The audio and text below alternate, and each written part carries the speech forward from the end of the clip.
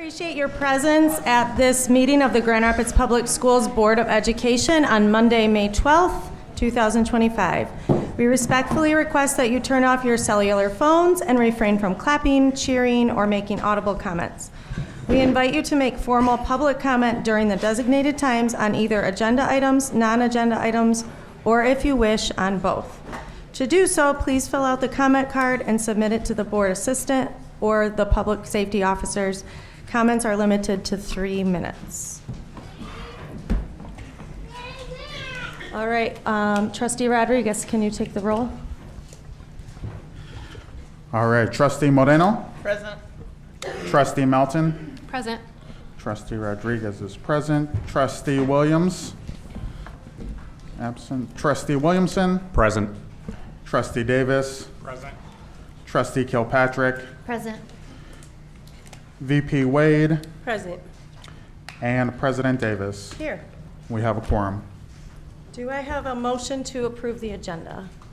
Motion. So, second it. All in favor, say aye. Aye. Any opposed? All right, moving forward, we have celebrations. Dr. Roby?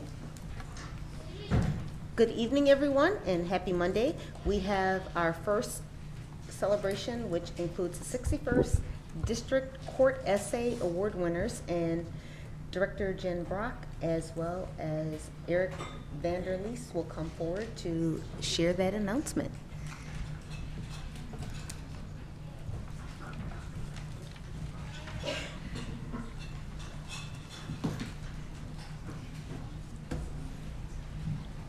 Thank you very much, President Davis and board members and Dr. Roby. I have with me Eric, who will kind of go through two things tonight. So the first one being the 61st District Court Essay Award winner, and then also the recognition of scholars for the seal of biliteracy. Thank you, and good evening. It's my pleasure to introduce Miss Heather Lewis in a moment to come up and speak on behalf of her scholars. I wanted to share that Miss Heather Lewis is a dedicated veteran of GRPS for over 20 years, who is known for her innovative lesson plans and a welcoming classroom environment. Ms. Lewis has been described by those who work with her as a true teacher leader, and her lessons offer multiple different learning opportunities where each scholar can be successful. One such opportunity included an essay contest held by the 61st District Court on National Law Day.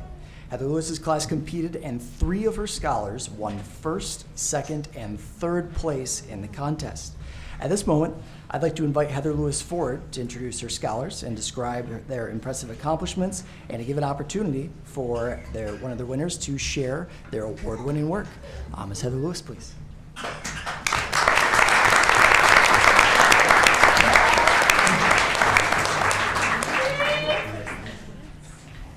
Sure. Okay, I just feel more comfortable addressing an audience. So the 61st District Court this year put out an essay contest for all of Grand Rapids Public Schools 6th, 7th, and 8th graders.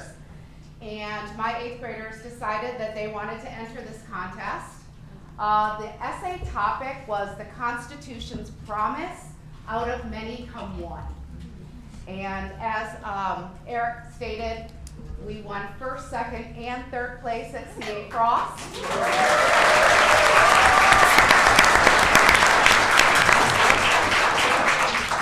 Our first place winner won gift cards worth $250.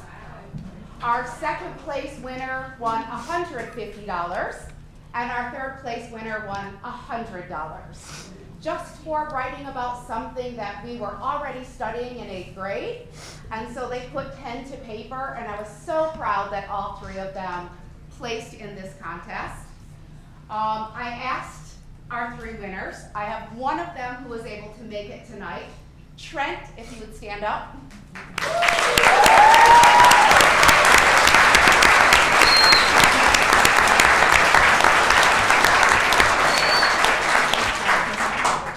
Trent was our second place winner. We also had Corwin McNeed, who couldn't make it, and Dominic Henriette Dahl.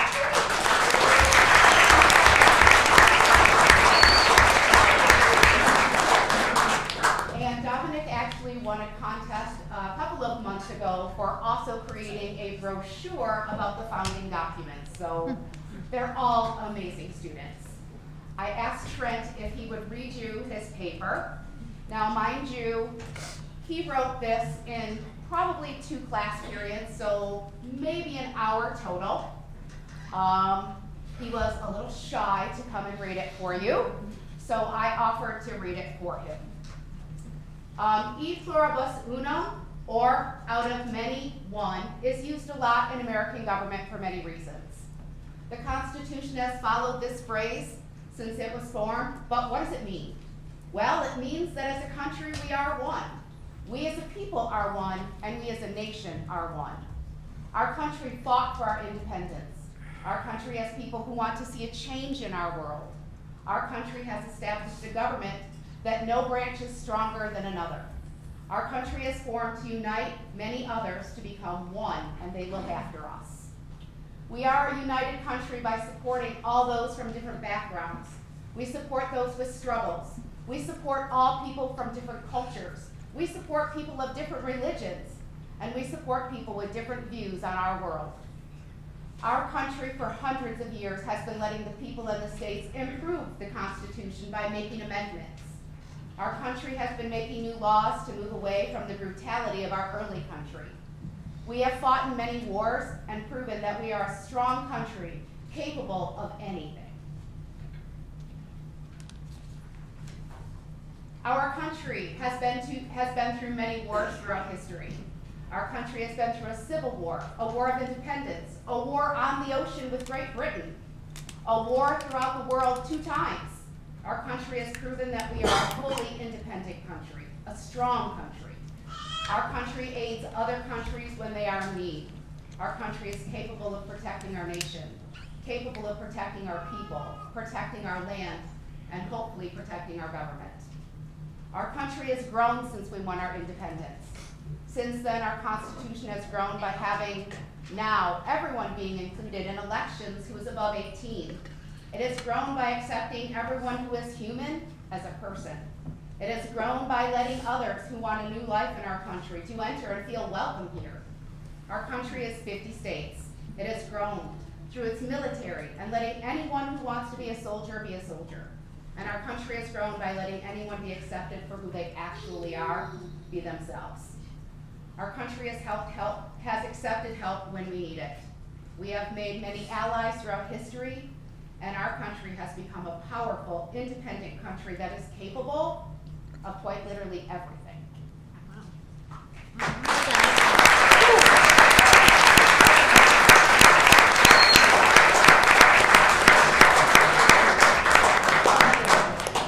It was an amazing experience. The court came to our school. We had a big celebration, took a lot of pictures. They did a press release. And of course, we're hoping to participate in this contest next year. But I encourage anybody in 8th grade, if they open it next year, to participate. I thought the topic was so fitting for what we're going through in our country today. And I just love how they made connections between historical knowledge and the present. Well done. I love my kiddos. Thank you so much.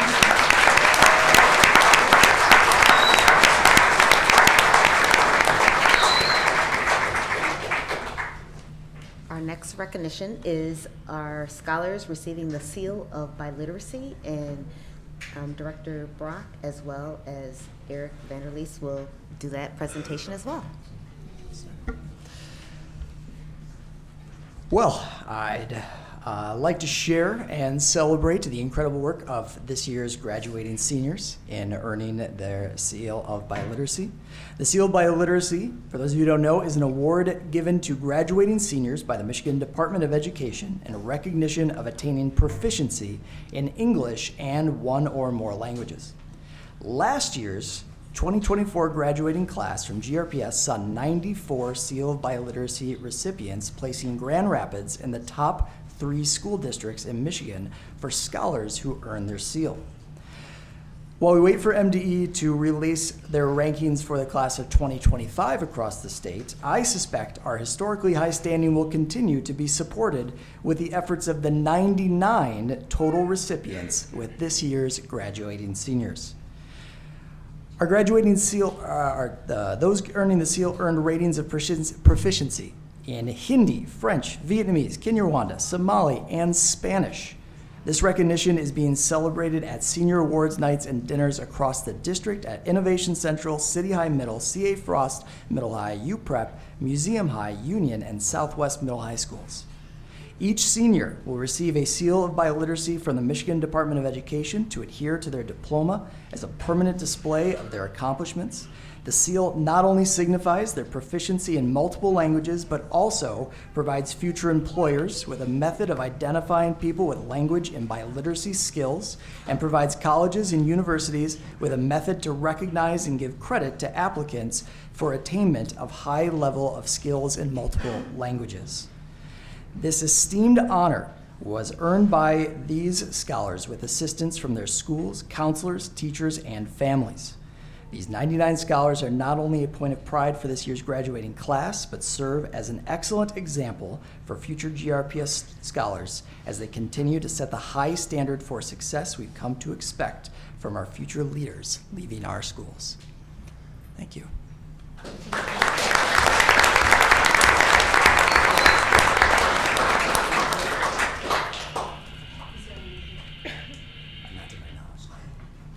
I just wanted to clarify, are there any awardees in the audience? I just wanted to acknowledge. All right. All right.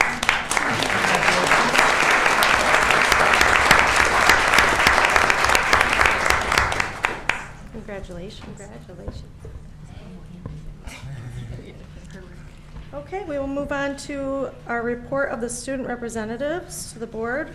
Can we start with you, Fabiola? Sure.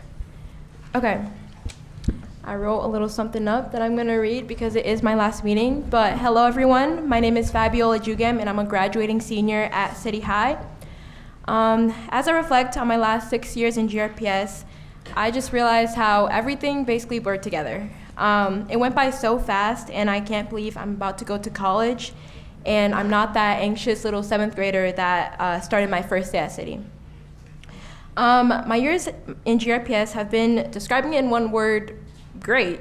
Though it's a simple word, I do truly believe it encompasses how I feel about my time in this school district. I've met all kinds of different people from different backgrounds and learned so much not only from the teachers and the adults, but also the students that surround me. I've been part of the Superintendent Student Advisory Council, say that 5 times fast, since last year, and it's been the outlet for me to speak on any problems or good things I've seen within this district. And I'm grateful that there's an area for student voices to be heard and amplified. Through the Superintendent Student Advisory Council, I've been able to go to conferences like the Michigan Response to Hate Conference in Lansing. There I was met with different leaders from different school districts, and I've heard different ways hate can be addressed in Michigan. And I was also given the opportunity to give a speech at the GRPS Luncheon, which was a really great event. I'm forever grateful for the opportunities GRPS and City High has given me. And leaving, one piece of advice I give is to take risks and take advantage of opportunities given. Those kind of go hand in hand. One of my favorite risks I've taken this year is applying to a West Point Summer Leaders Experience. What am I doing at West Point? I'm not sure, but I went over the summer, and let's say I was surprised to get off the bus and have a sergeant in my face yelling at me to stand at the position of attention. But through there, I learned discipline, and I was able to learn about this opportunity through my school's Google Classroom. Another risk I took was going to California for a USC Boulevard kind of program. And there, I was able to learn about the college application process, and they kind of helped me in my college application journey. And again, I was told this through my school's Google Classroom and also other City High alumni that had went there. Now I'm taking on my next risk and opportunity, and I'll be the first generation in my immigrant family to go to university in the U.S. I took it even a step further, and I'm going out of state to an Ivy League institution, the University of Pennsylvania, at their School of Nursing.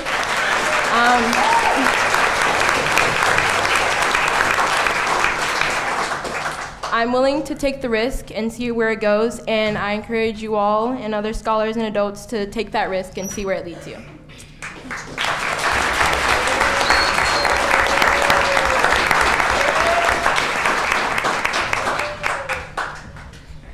Okay, so I don't have that big of a spiel. Fabiola definitely outdid me. But hello everyone, my name is Reema Patel. I'm a senior at Union High School. This is my last meeting, so sadly I have to go away from the beautiful board.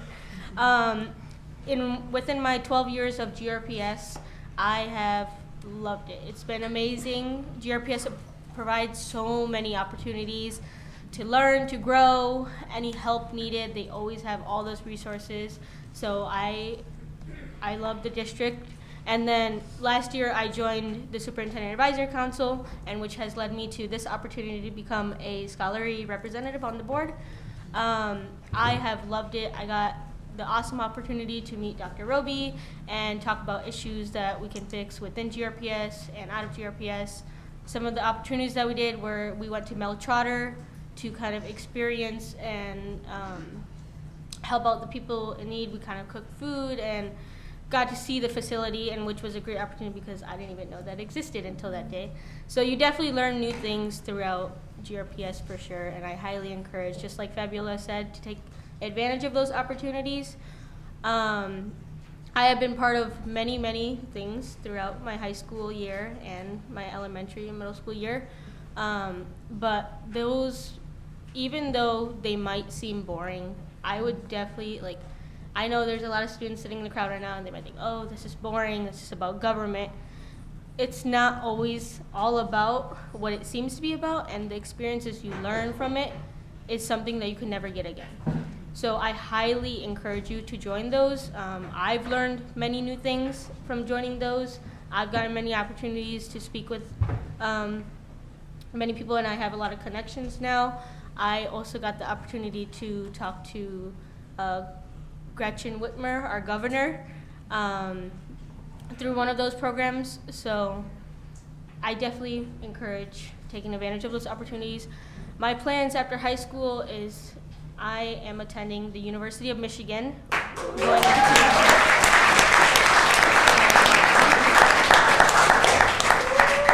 Those are one of my biggest risks I have taken, and I will be also attending their Summer Bridges Scholar Program, in which I wasn't ready for, but now here I go. So one piece of advice I can definitely give is life is like a book. Every chapter has to end, but a new chapter comes your way. And the feeling of nervousness is normal, so don't be upset or afraid. Don't be like, oh no, I'm nervous, I can't do this.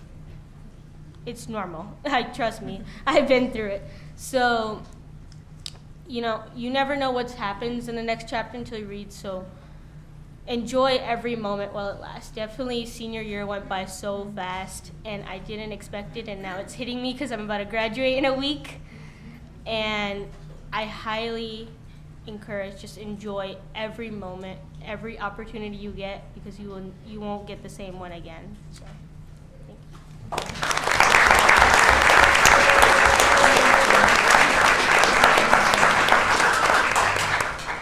As the board is aware, we have 3 scholar advisories, and I just want to make sure I want to give an opportunity for Alethea Bettinghouse. I don't see her in the audience, but she was our 3rd representative this year.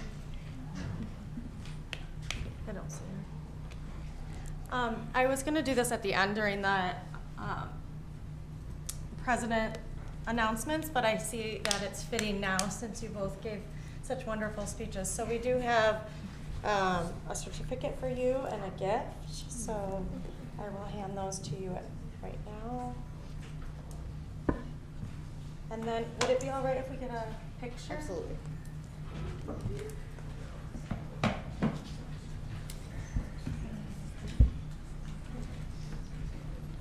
members, can you come up front? We can get a picture with them.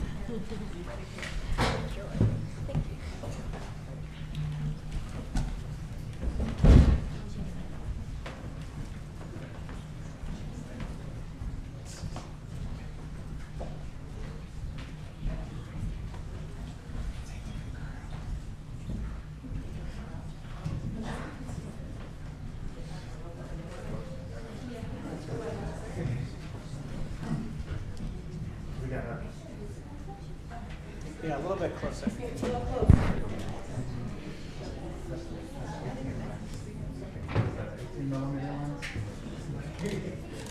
All right, everybody ready? All right. 3, 2, 1. All right.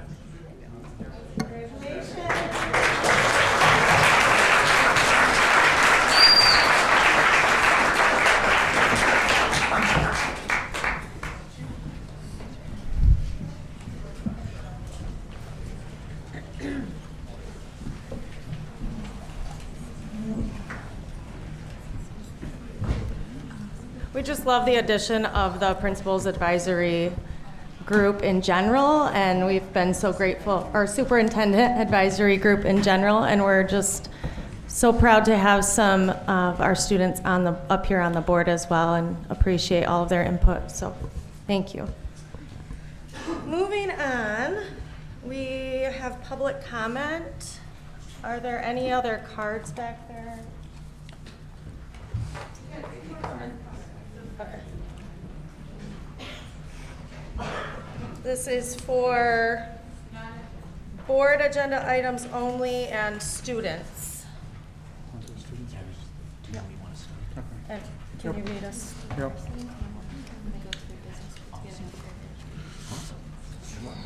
Hello, everyone. If there are individuals present who wish to address the board, please fill out a public comment card located at either entrance of the board chambers. Please also read the rules on the back of the comment card concerning policy and procedure. We have 2 public comment sections on the agenda. This first one is public comment on board agenda items only. Agendas are located by the comment cards. The second public comment opportunity is for commenting on non-agenda items related to the business of the district but are not topics on the current agenda. If you wish to comment during both public comment opportunities, you'll need to fill out separate cards. Individuals will be invited one at a time to the podium to address the board. Before beginning your comment, please state your full name. At that time, we will start the timer, allowing each individual 3 minutes to make their comment. You will need to complete your comment time upon being notified that the 3 minutes have passed by that timer. Board members do not respond to public comment. Concerns will be brought to the attention of the appropriate staff. We value your input and thank you for sharing with us today. Okay, we will start with Marcus Moore. There's 2 names on here. Okay. Come on up. Marcus Moore and Janvea Donley.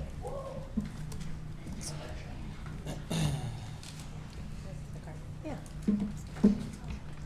Good evening, I'm Marcus Moore. Okay, so, hi, my name is Marcus Moore. I am the Mathematics Curriculum Specialist and also one of the program coordinators for STEM Scholars 2.0, which is a program of STEM Greenhouse. For almost 3 years now, our program has provided academic, social, and financial support to over 400 students and more than 50 teachers and staff at Innovation Central High School. This includes PLCs, classroom assistants, and supplies for core math and science teachers.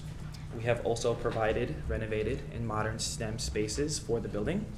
Our program has taken students to visit over 15 colleges and universities. This also includes 10 HBCUs. On top of this, we have provided countless hours of tutoring, feeding, and mentoring over 80 students in our STEM Scholars 2.0 program. All of this has been done without financial support from the GRPS district. It is essential, now more than ever, to invest in our children and to make sure that all children have the opportunity to do better than what we have done. To speak on what investing in children can do, I would like to introduce the amazing Janvea to speak on her experience with STEM Greenhouse and STEM Scholars 2.0. Good evening, members of the Grand Rapids Public School Board. My name is Janvea Donnelly, and I'm grateful to be here tonight and show how STEM Greenhouse and its programs such as STEM Scholars 2.0 have impacted my life. Before joining these programs, I knew STEM was important, but I didn't realize how many opportunities were out there. Through hands-on learning, amazing mentors, and exciting challenges, I have gained skills and confidence that I know will help me in the future. Something that impacted me the most is seeing how far STEM Greenhouse has come. I've been with STEM Greenhouse for over 5 years and was a part of Dr. Christopher's after-school program at Dickinson Academy. I am now a junior at Innovation Central High School. Being in STEM Scholars 2.0 has really opened my eyes. Not only has it given me multiple opportunities, but nevertheless have shown me no dream is too big. You can accomplish it. I'll forever be thankful for Dr. Christopher and STEM Greenhouse. We need more people like STEM Greenhouse to believe in us and invest in our future. Thank you.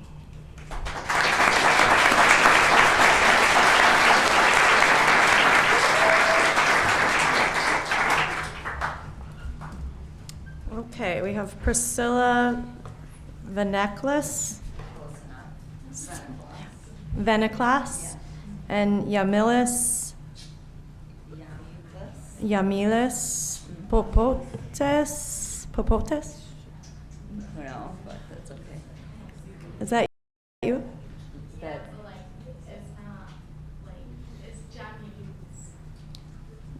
Okay, Jamilus. Yeah, okay. Come on up.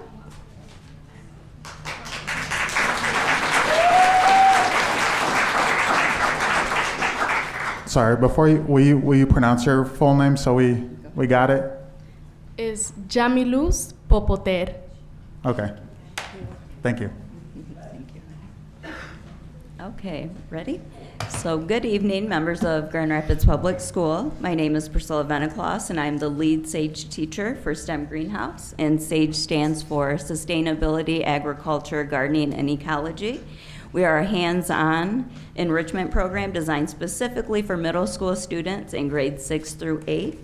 Over the past 3 years, SAGE has served more than 800 students across 5 GRPS schools, including Elger Middle, Burton, Southwest Community Campus, Dickinson Academy, and MLK Leadership Academy. We have brought certified science educators into the classrooms, delivered engaging, standard-based lessons, supplied all necessary material, and provided students with enriching experience, including field trips, such as the annual Manners Conference at Michigan State University. So despite these contributions and our demonstrated impact, it is important to note that GRPS currently provides no funding for the SAGE program. We have sustained this work through external grants and partnerships, but the needs and demand from students, families, and schools continue to grow.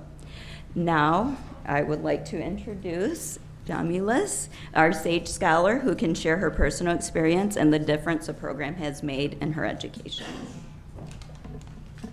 Hi everyone, it's a pleasure to be here. My name is Jamilus, and I have a lot of things to say about this program.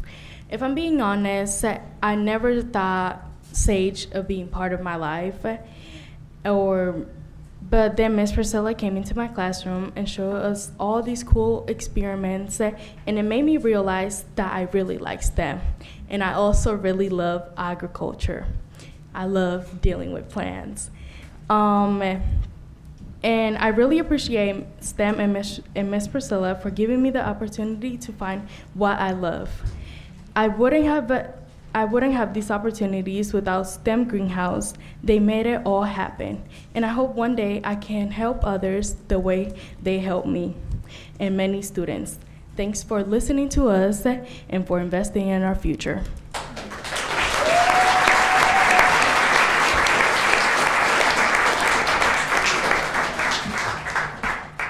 And next we have Hassan Abdi.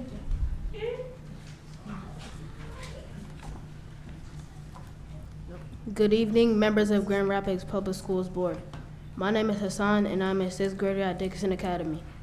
I am happy to represent STEM, Greenhouse, SAGE, and STEM Scholars programs today.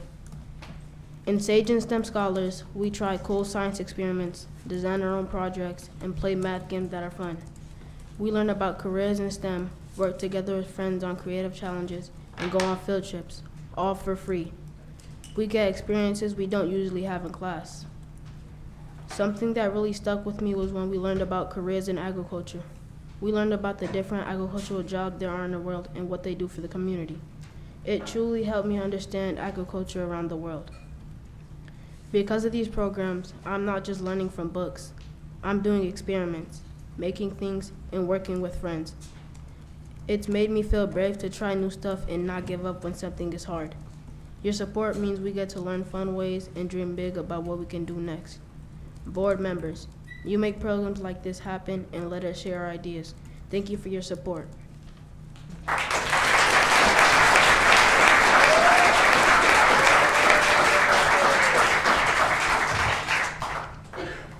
Okay, Harper Vanderzowen and Mars Woodstra.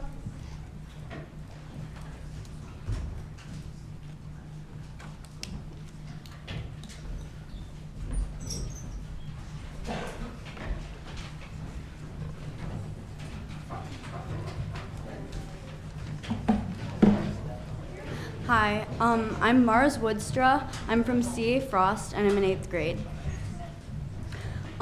If we continue to pay teachers unfairly, kids won't want to grow up and be teachers.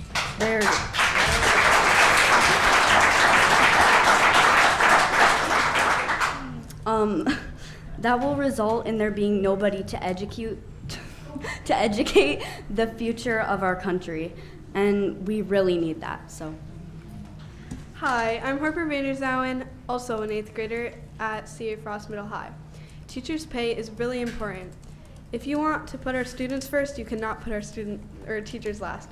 Pay our teachers more. Thank you.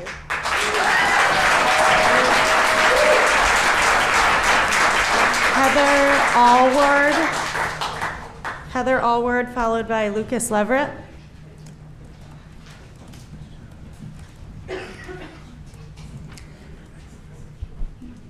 Good evening. My name is Heather Allward, and I'm a teacher at Grand Rapids Montessori, and I've been in Grand Rapids public teaching for 25 years this year. I have given you each a copy of a letter Montessori high school teachers sent to Dr. Roby, Dr. Lovelady Mitchell, Mr. Beresford, and facilities. I don't want to take my time here going over the numbers as they are in the aforementioned letter. We feel we were heard and have been reassured the design team has been sent back to the drawing board regarding the Riverside Middle building. We were informed via email that our district is going back to the overall bond budget to discover how Riverside can be expanded to meet our minimum capacity requirements. While this is appreciated, as a whole, we are uncomfortable with the idea of taking a bigger piece of the bond or taking money away from any of the other schools. We do not feel our scholars deserve more than any other GRPS scholars. We just want to become an accredited Montessori program, which requires us to be in our own space with very specific parameters. This would help us retain scholars in our district and build our middle and high school programs in Montessori. We would like to understand why our offered solution to this problem continues to be rebuffed or ignored. Over the years, we have asked about being rehoused at GRPS University. The following reasons are the reasons we've been told it isn't possible. The building isn't up to code, traffic, busing difficulties. It's more expensive to renovate. GRPS makes money from that building. It was built as a middle school, not an elementary or high school. GRPS holds its PD meetings there, and it houses some GRPS offices that are overflow from Franklin campus.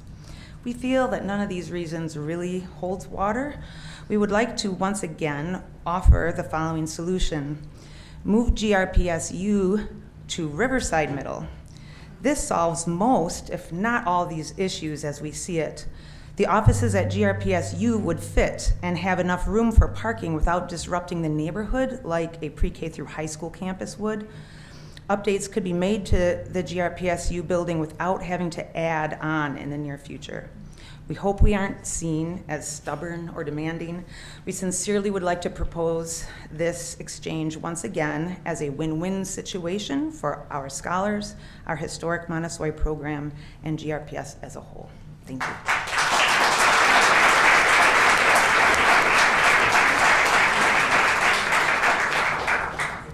Lucas Leverett, followed by Jane Neiman.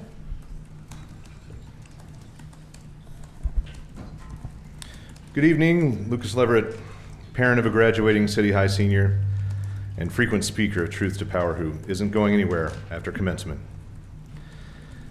Looking at the minutes from your work session on April 28th, item 13.2 on tonight's agenda. Worthy of note this evening is the concept of staying student-centered in all of your work.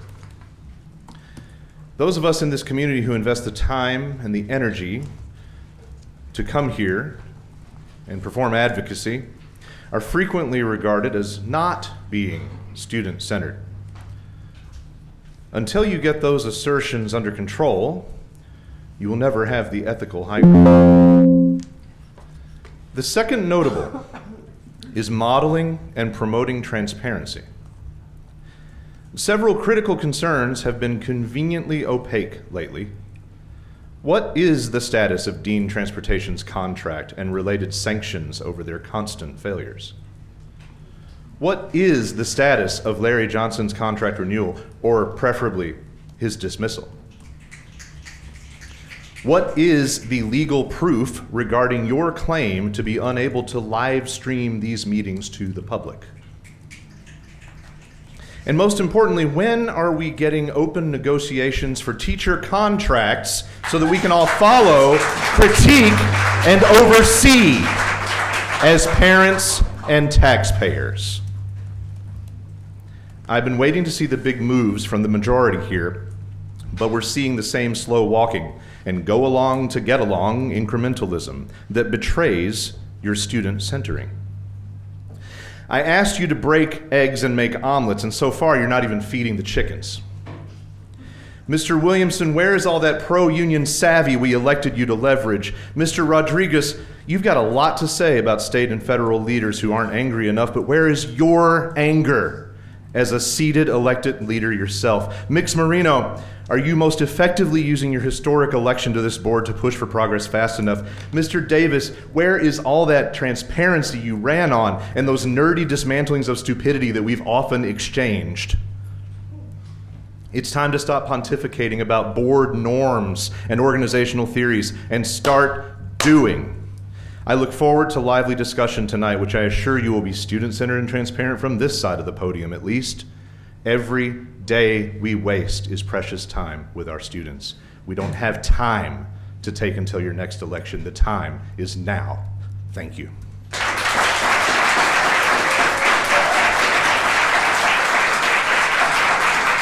Jane Neiman, followed by Celine Turin.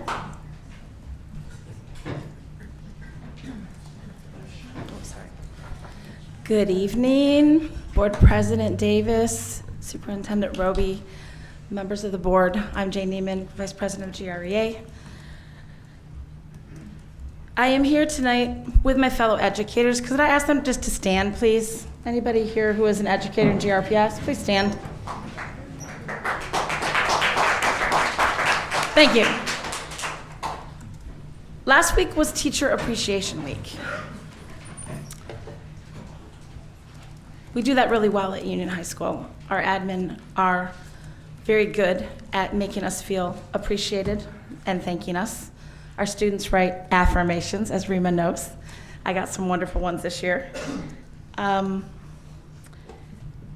what I saw tonight with the essays that the students wrote, all of that starts in the classroom with great educators. And if you really want to appreciate the educators here in GRPS, then we need to change the way that we negotiate.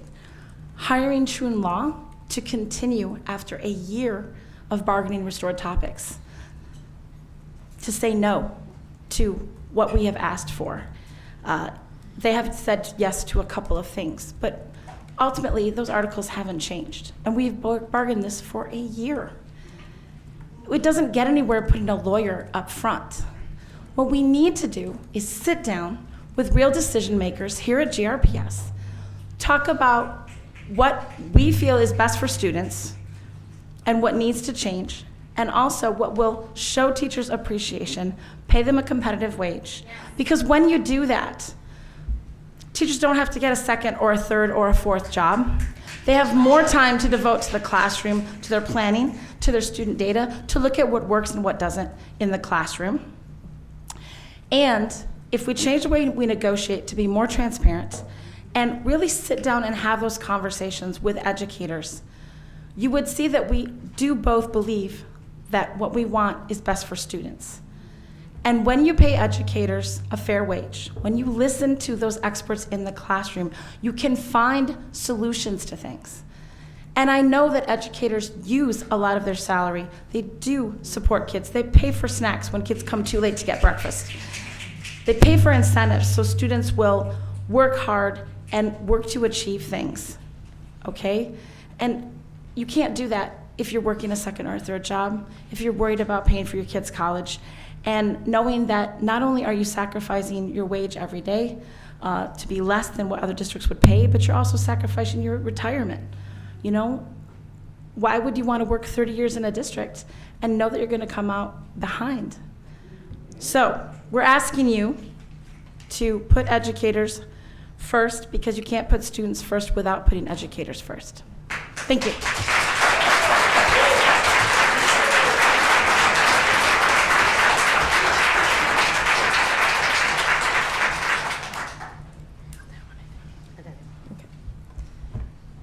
Following Celine will be Linnell Miller.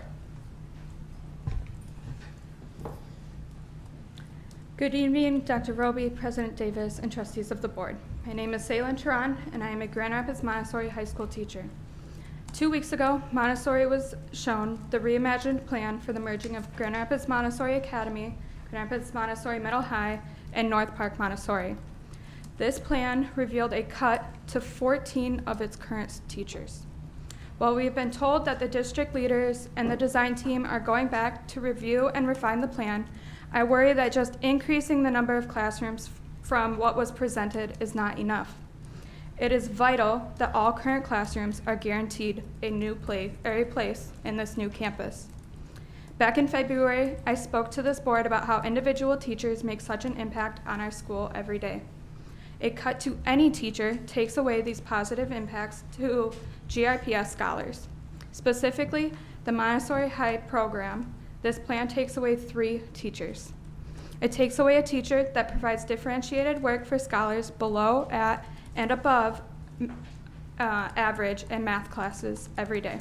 A teacher who provides personally purchased snacks to scholars each day. And a teacher who provides engaging and relatable science instruction to scholars every day. My scholars, your scholars, our scholars, deserve these teachers in classrooms. Losing even one takes away so much from them. Montessori is a unique educational philosophy that serves the whole child. We serve the emotional, academic, and social needs of each scholar. While I could spend all night talking about the amazing things that Montessori does to serve its scholars every day, it would take the whole night. I want to make clear that while I will always brag about my amazing program and amazing scholars, I am not saying that my program is any better or deserves any more than any other program in this district. I'm here to ask that the Montessori program, specifically the high school program, is given the same chance as any other high school program in this district. While being the longest standing theme school program, over 50 years, Montessori High is the only high school that has never had its own space. Our scholars have never been able to call this school their home, their own, and our scholars have never been able to have their own identity. As previously stated in a former speech, our scholars deserve to feel important. deserve to feel seen, to be themselves, and to have their own identity. I ask again, as stated in a previous speech, consider Grand Rapids Public Schools university for us. Thank you.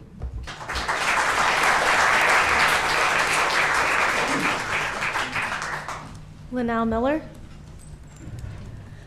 Good evening, Dr. Roby and board members. My name is Linnell Miller, and I am a GR Montessori parent. At the launch of Reimagine GRPS, I was not a fan of the proposed Riverside building, as I believe it is too far north for the current population of Grand Rapids Montessori Academy. After listening to staff and their need for a dedicated building for the program, I've seen firsthand how our program would flourish with the right space. As a parent action leader, I've spent countless hours talking with staff, my fellow pals, parents, and scholars about what this move looks like for all of us.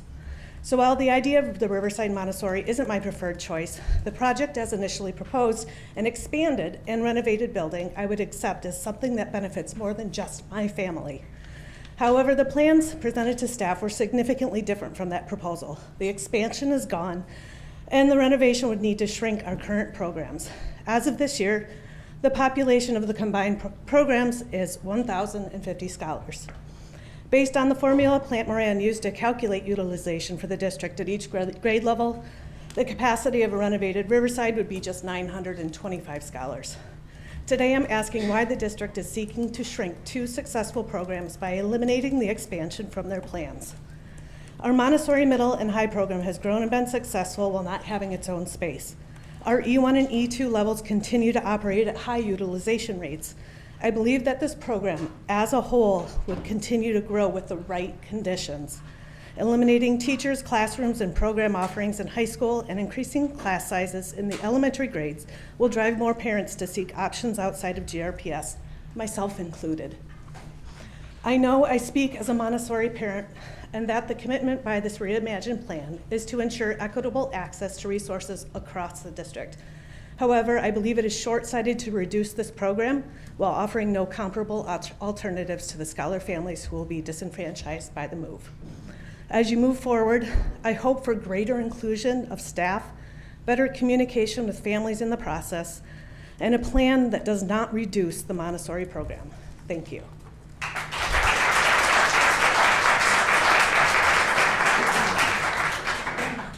Okay, that concludes our board agenda item public comment.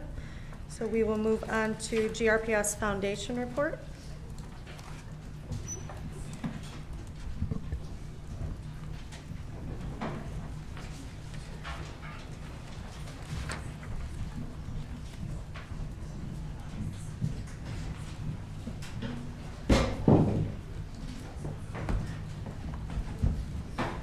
Good evening, Dr. Roby, Board of Directors. Just wanted to share a couple quick updates with you guys. Mindshare is just 2 weeks away. As you guys know, it's the largest fundraising event that we do. This one is going to be particularly focused on field trips and really experiential learning, of which that's a lot of the things that we've funded through our teacher mini grants this year.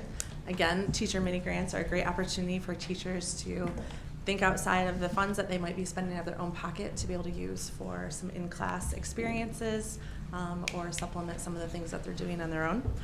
So I'm excited to share that we've raised almost $140,000 for that.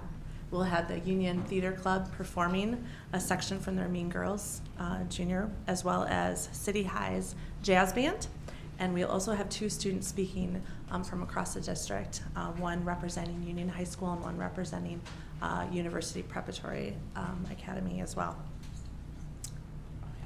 Oh yeah, and then everyone that comes and donates will be getting a I Love GRPS public school sticker. So we also wanted to share that our community partners will be there on hand as well. Blandford, Meyer Gardens, the Public Museum, Civic Theater, who have all had long-standing relationships with the district. And they'll be showing our guests what it's like when our students go on their field trips. Couple other celebrations we were able to, and thank you very much for money of the Board of Education, as well as our Board of Directors and staff for delivering to over 50 buildings teacher and staff appreciation cakes last week. And upcoming, we are going to be working on 3 playground beautifications, Ridgemore, Burton and Harrison Park. That will be done with community partners just to freshen up cement games, reed paint different lines, and any other projects that we find just to beautify the playgrounds. And there's a few piles of mulch that also need to be spread out, so we have volunteers ready to go. This summer we'll be working on some new plans in regards to community feedback, just with partners, things that you guys have been hearing, and working on just kind of our plan of how fundraising is going to go for next year. Really want to focus on infrastructure projects, including new playground and other partnerships that we have collaborated with the Ottawa Hills Boosters, and perhaps a few other things that kind of bubble up through different community conversations. So, thank you very much. Any questions, anyone? Thanks for your work. All right, Thank we'll see you all at Mind Thank Share.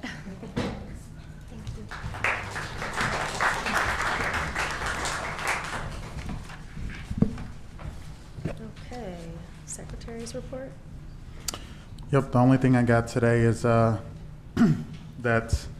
the Finance Committee's next meeting is taking place on Tuesday, May 27th at 4:30 p.m. Here in the board chambers. Thank you. Committee chair reports. Kim is not here to give the report for finance or ad hoc. Do any of you who are on those committees want to share anything? Well, the ad hoc meeting was canceled for right prior to this because of the content of today's meeting being facilities related. Well, that's good to know. Yeah. Okay. Anything for finance or? No, city board liaison. Yeah, I have city board liaison. Okay. Yep, I'll give a report for city board. So we had our first meeting of the year. It takes some time to get something on the schedule, combining commissioners and board members. So Mayor LeGrand did speak of the land bank that he's hoping to start and how GRPS could possibly partner with the city in the future through that land bank. We did receive a report on the Grow 1000 program, which, if you're not familiar, that offers 15 to 24-year-olds an opportunity for summer employment for 6 weeks. They get paid $13 an hour at 20 hours per week. They just gave an update from 2024. There were they gave that update, and then they said so far for 2025 there's 535 applicants and 126 have completed the process, with 38 businesses participating so far. So if there's any businesses or students that are interested in that program, there is still room for growth with that program. We also had a Parks and Rec Summer Youth Program update. Some things that stood out in that were the free summer day camps at 4 of the city parks, the pools opening, outdoor fitness programs that are free, and kayak rentals on a couple. There's one family night, other nights that you can rent them as well. So check out the Parks and Rec page for all of that information. They also said there's some updated park security measures that are taking place. And then Chief Johnson gave an update on the fire department partnership we have at the East Leonard building. And that lease is going really well. They're good tenants. So that was a very brief update. And that's all I have. So we can move on. Ari, do you have policy advisory report? I don't have a report prepared, but I do plan on bringing some things up at our work session. Okay, thank you. When is the next session? It's Thursday. Is it May? The work session is the 15th. No. No, the next Our policy next advisory. meeting. Oh, I'm sorry. 29? I can't recall. Okay. We have a couple dates. Okay. All right, moving forward with the superintendent's report. Dr. Roby? All right, so good evening, everybody. We are going to give an update related to our facilities master plan. And with regard to this, some of the things that we've been asked to do is just to make the connection or thread the needle, so to speak, on the work that we're doing from a operational standpoint to the overall vision of our district. And I just want to remind people what a vision is for our work. A vision is more aspirational of where do we want our desired state to be, and our long-term aspirations, and those are directly tied to our 6 themes related to our strategic plan: meeting scholars' holistic needs, optimizing and valuing school options, ensuring equitable access and outcomes, enhancing our curricular programs, cultivating a more engaged, impactful, diverse workforce, and creating a culture of trust and collaboration. And again, these are always aspirational, and so as we are working to strive towards that, there will be times that we excel, and there will be times where we may have to take a step back. But we want to make sure that we don't lose focus of that. And so what the Reimagine plan that you're going to see this evening is kind of the work that we have continued to do related to kind of the brick and mortar things that you'll see related to our facilities, as well as some of those aspirational goals of how do we create a better school community. And who will be in front of us this afternoon or this evening are both Ms. Cheney, Mr. Beresford, Mr. Steyer, Mr. Larry Johnson, and Mr. Dale, and I'm drawing a blank on his last name, just to kind of talk about the combination of those 2 things, and so that you'll be able to see not only just the functional operational components, but also those aspirational components of how we're threading that needle of the overall goal of reimagining our district. And so with that, I'll turn it over to Mr. Steyer and team. Good evening, Dr. Roby, President Davis, Board of Education members, and our scholar representatives this evening. Tonight we'll give a 3-part update on the effort to reimagine GRPS. Executive Directors Bridget Cheney and Matthew Beresford will kick us off in just a moment, then they'll be followed by Chief Larry Johnson and Dale Kamenga to provide a construction update, and then I will come back at the end to walk you through the updated Reimagine GRPS dashboard. The work to reimagine GRPS is rooted in our district's strategic plan, especially the themes centered on meeting the holistic needs of our scholars, optimizing and valuing all school options, ensuring equitable access and outcomes, and creating a culture of trust, collaboration, and stewardship. You will see examples tonight of how our teams are focused on collaboration, creating flexible spaces, and always remaining child-focused. And that's where we'll start tonight, focused on caring for our scholars. This is what we do every day. And this spring, we've been preparing our young people for 2 moves next school year. Scholars and staff at Ken O'Shea Park will join Sherwood Park so that the exciting renovation of Ken O'Shea can get underway. And scholars and staff at Riverside Middle School will have a new home inside the renovated Innovation Central High School next year that will allow construction to begin at Riverside for our new PK through 12 Montessori campus. Edie Cheney and Edie Beresford will now walk us through how we are supporting these school communities during this time of transition. Perfect, thank you. Good evening, Dr. Roby, President Davis, and distinguished members of the board.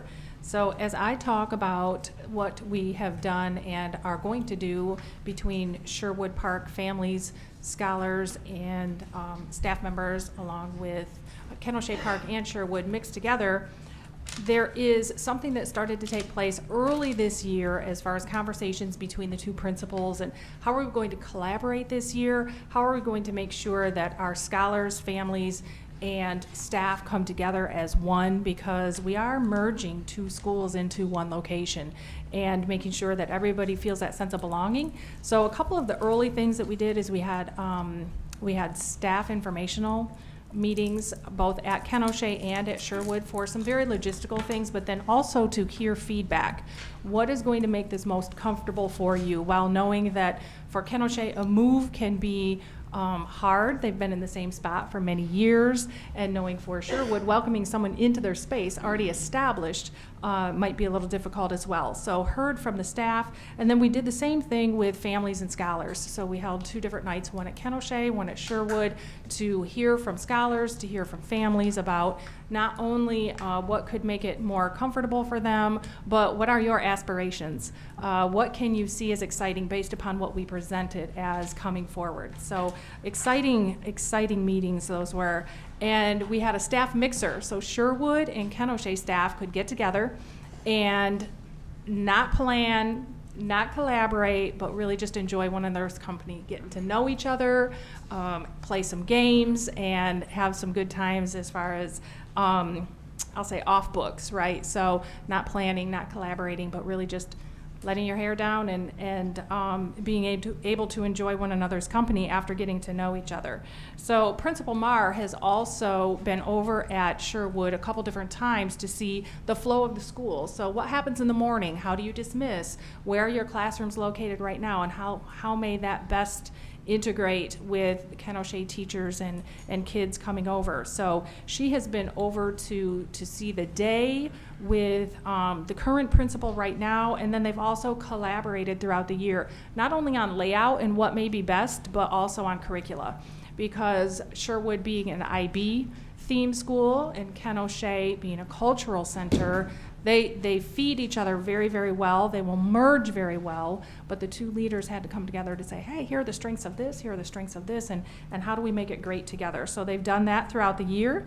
We have this week, we're super excited about Wednesday and Saturday because we're holding an open house at Sherwood Park, not only for Ken O'Shea kids and families, but also for Sherwood to be able to meet and greet, see how things go, welcome each other into the newly combined space that will be this fall. So Wednesday from 5:30 to 7:30, we will have an open house. Same thing on Saturday from 10 to 12 to make sure we made it as accessible as possible for all.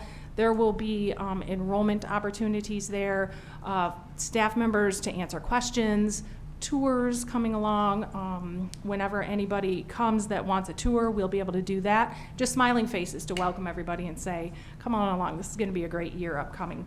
And then to forecast, we have a carnival this August for both school communities, which is now going to be the Sherwood community as one. So that'll be the good, big, gigantic kickoff for both to see one another again after a warm and fun summer and to kick off the year right. And we also are planning an open house at Southeast Career Pathways because we know that school will be completed. So 2 separate things, but wanted to say some forecasting for both because we're looking really forward to both of those events. Good evening. I will start with how we're welcoming the middle schoolers over at Riverside into Innovation Central next year. So Principal Martin, Principal Patton of Riverside, Principal Reed of Grand Rapids Montessori Middle High, and myself have been having weekly planning meetings to collaborate and thoughtfully co-construct this learning community for the next school year of the 3 programs learning within that one building. And then current Riverside teachers have seen their future classrooms on the whole 2nd floor will be the new middle school floor, welcoming those Riverside middle schoolers. And so have our scholars through grade level field trips that have happened this spring over to the school. And then an upcoming Innovation Central open house for parents and caregivers will happen on June 2nd to welcome the new scholars and families before summer. And then we have a tentative date for a larger orientation and open house once the classrooms are all set up on the 2nd floor. And that is tentatively set for August 14th. And then next year, our middle and high school scholars will have a robust fine arts program that offers visual arts, band, choir, and even theater arts, which hasn't been offered to our scholars in that building for over a decade. Lastly, I'd like to share an update on the Montessori PK-12 campus.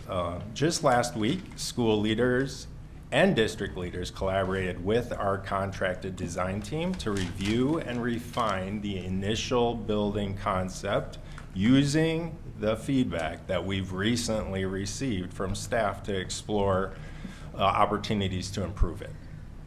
And so that design firm is working hard and are hopeful to have an updated design to share with our Montessori staff and families before summer break. Thank you. All right, so now for an update on construction, we'll welcome Chief Larry Johnson and Mr. Dale Kaminga to take over the presentation.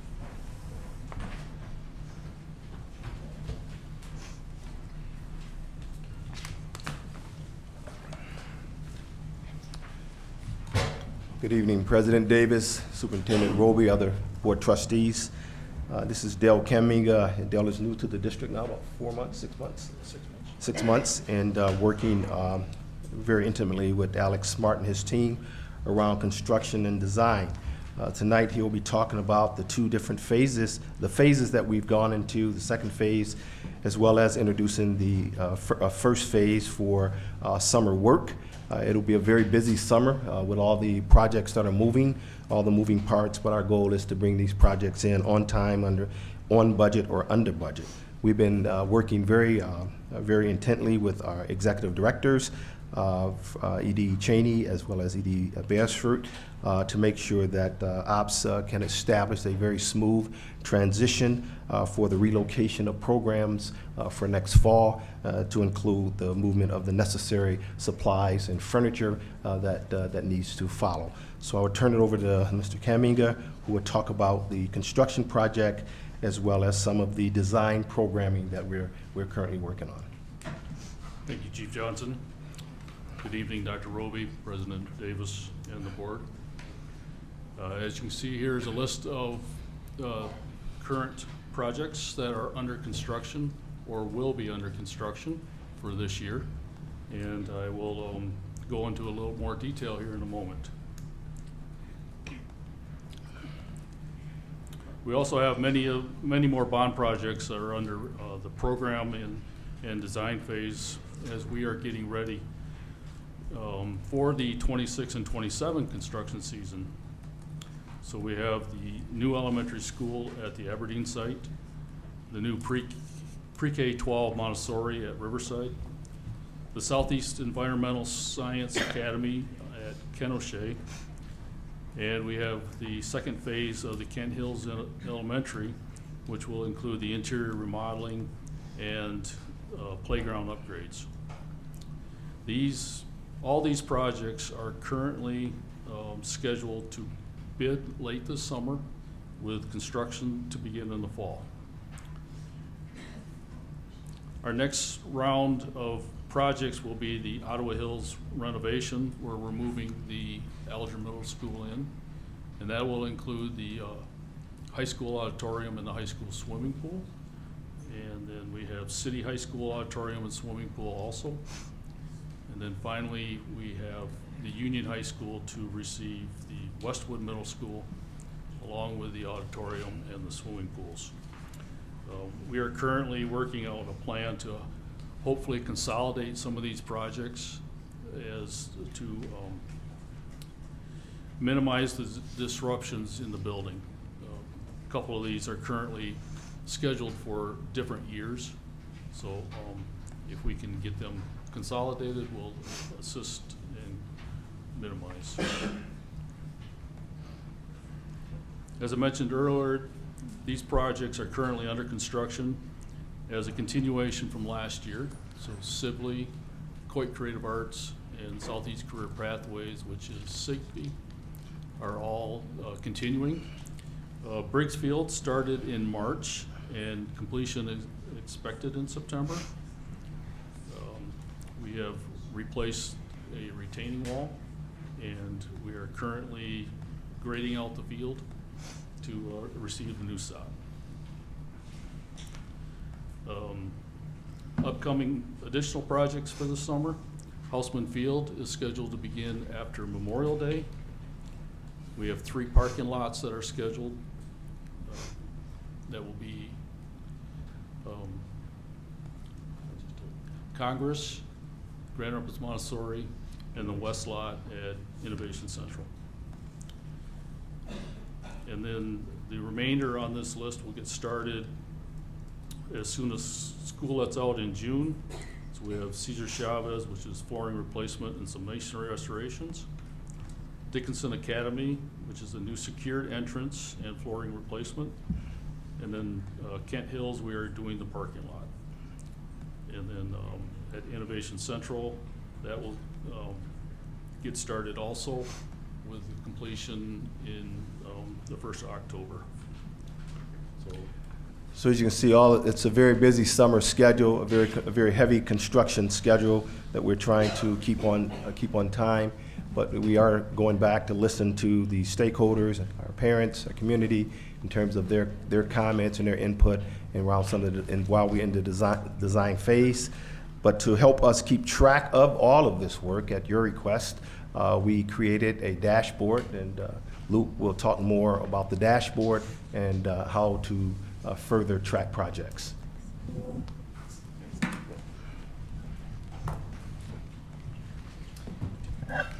Okay, so I'm excited to walk you through the new construction project section of the Reimagine GRPS dashboard, where our entire community can follow our progress. This dashboard, since we first launched it 2 years ago, continues to be iterative. As we move through Reimagine GRPS facility plan, every large project will now have its own section on the Reimagine dashboard. These are the 6 that we have launched so far: Southeast Career Pathways, the new Northeast Elementary School, the new Southeast Environmental Science Academy, the PK through 12 Montessori campus, Hausman Field, and Briggs Field. You just click on one of these icons on the dashboard, and it will take you to that project. So I'm going to show you what the Southeast Career Pathways dashboard looks like. Each of these pages is meant to be one singular spot where you can learn everything about each project. So you can see here on the Southeast Career Pathways dashboard, it has the estimated completion date on it, along with the location, the architect, the construction manager, the budget, the funding source, and the project scope. So it's all in one spot. Then you see a picture of one of the renderings, along with community events. So you'll see the events, the information meetings that happened for this project last summer. And then as ribbon cuttings and open houses are scheduled, those will be added to that calendar. If you click on the View Renderings button, you pull up that presentation. So that's one of the presentations from last summer. There's like 25 slides there of renderings of what the project will look like, both inside and outside, and some of the specifics. So you can scroll through that and really learn a lot more about the project. Every time renderings are released through a community meeting, they'll be added to the dashboard for that project. For each project, as soon as renderings are shared with the community, they'll be added to the dashboard. Yes. And then on the Southeast Career Pathways, so as we go through each of these projects, once construction begins, there will be a construction blog. These are updated monthly. Here's the most recent update from Southeast Career Pathways. You can see the progress listed since the last blog was posted, so like the new sign base built, new HVAC equipment installed. We also have a photo gallery of the work underway. Right now we're planning a communication about the dashboard and about all of the upcoming construction projects to families and staff before the end of the school year this year. And I'd also encourage everyone to go look at the dashboard. It's live now, grps.org/reimagine. There's also a link right on the homepage of the GRPS website. So one of the things that we're trying to, again, thread that needle of how do we tie all the work that's taking place. And in a district our size, there's lots of moving parts that are constantly taking place, and trying to help make the connection so that people don't get lost in the sauce, so to speak, but we're trying to make some connections that are intuitive, so to speak. And so as stated, it's iterative, and we continually seek to improve and make it more user-friendly. Tying it back to our district goal and vision, specifically theme 6 around being better stewards of our resources, making sure that we are on time and on budget. We always want to be under budget if possible, because then that frees up resources for other things. And also, as we think about kind of the impact, those of you who have lived through construction projects before know that sometimes it's kind of a pain. And so how do we mitigate disruptions to programming? And so one of the things that you'll see is, again, the goals of trying to complete projects outside of when people are there, with the hope that weather and materials show up when they need to show up so that it doesn't have some impact, because we really want to make sure that when our scholars and our staff return, they are able to return and get right to work and not have to live in kind of that dusty space of renovations. And so trying to ensure, again, that we're communicating, people are able to see the updates, and then also understanding what those next steps are. Does anybody have any questions regarding what we've been presented with? Yep. First of all, I appreciate the presentation. Thank you. The dashboard is exciting, and I'm looking forward to digging into that.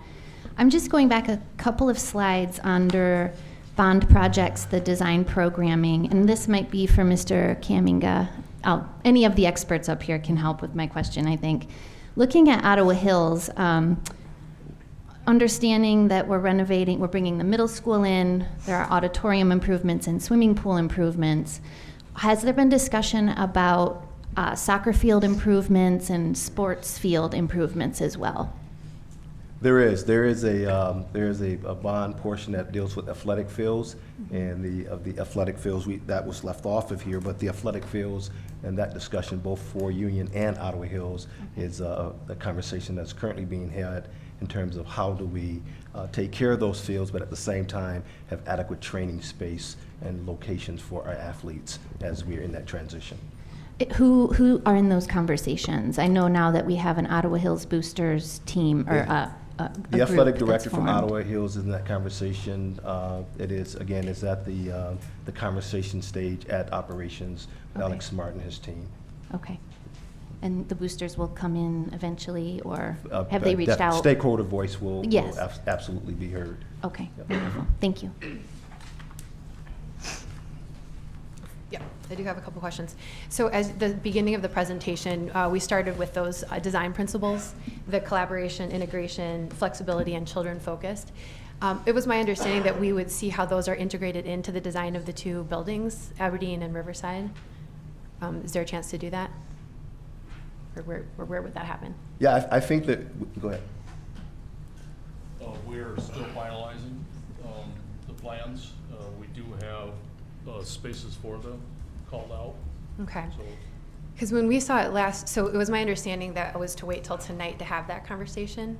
And that, you know, I think it was Ms. Cheney that started with that idea of the buildings being flexible and collaborative. So if the plans are moving every week towards what we already saw, then those things aren't integrated in. So are you saying that that's changed since we saw it at the facilities team meeting? So with Riverside, if I can speak on that, I know that there was a meeting, and then we did receive some very clear feedback on some opportunities for continued improvements related to that. And my understanding is that has been taken under advisement. I don't know that there has been and I may not be using the correct term, but a new rendering that has been publicly communicated, but going back to kind of how do we make sure that it is a collaborative space, and some of the things specifically as you look at the Montessori conceptual framework to ensure that it fits the nuances related to that. And also, again, within, and this is some of the conversations that we've been having, it's making sure that it fits that particular structure, but then also understanding the other elements that we have to, that are kind of our, where are you tight and loose, of staying within the allocated budget, as well as looking at some of those other dynamics of anticipated growth, or what the projected growth would be for those buildings. And so, Mr. Kaminga and team, if you can just kind of even speak on the secondary follow-up that you all have done since those meetings last week or 2 weeks ago. On Aberdeen as well, because I understand there's some feedback from both schools. Yeah. I have not seen the Aberdeen feedback. Okay. Riverside, we have, I just received them prior to coming to this meeting, an updated floor plan for Riverside. So as soon as we get that vetted through, we'll share that with the appropriate parties. Yeah. I guess my concern is that it's April now, and in March, the plans were shown to us with pictures that didn't align to the plan itself. So pictures meaning imagery that, not actual pictures, of course, but imagery. And so at that point, I articulated some worry that the design principles, again, of collaboration, integration, flexibility, and child-focused spaces were not integrated into the plan. And 2 months have gone by in schematic design. So that means we're to a point where we're heading into the next phase of the programming. It's really hard to change and very expensive. So if our board might be concerned about the alignment factor, that was supposed to be, my understanding was today's conversation was around alignment between those design principles and the plan, both sets of plans, Riverside and Aberdeen. Yeah, I wasn't involved in the conversation with Riverside, but my understanding that there was some early renditions or early drawings that came up, and then after some input from stakeholders, they went back to the drawing board. And again, I have not seen those new plans that are being drawn up. Okay. And I know you also mentioned the Aberdeen conversation. There was a community meeting held at Aberdeen, and I know some of the work and comments from that was taken back to the facilities and operations team to incorporate some of those thoughts and thinking. So, excuse me, I know that, well, I guess I don't know, but, so what is presented if I want to get the full presentation, should I go to the facilities, ad hoc facilities meeting to really like understand everything? Because I do see that we are getting kind of like a overall picture, and what I've heard from my colleague is a little bit different, and so I do want to fully understand kind of where we're moving forward with Aberdeen and Riverside, well, all these projects truly, but I guess is that what we would say to our board colleagues, is we want to get more of a full understanding, is to go to the facilities committee meetings? I'm sure there's more details at the facilities committee meetings. Would you say that, Sarah? Well, yes, but it was canceled because it was going to be presented today. And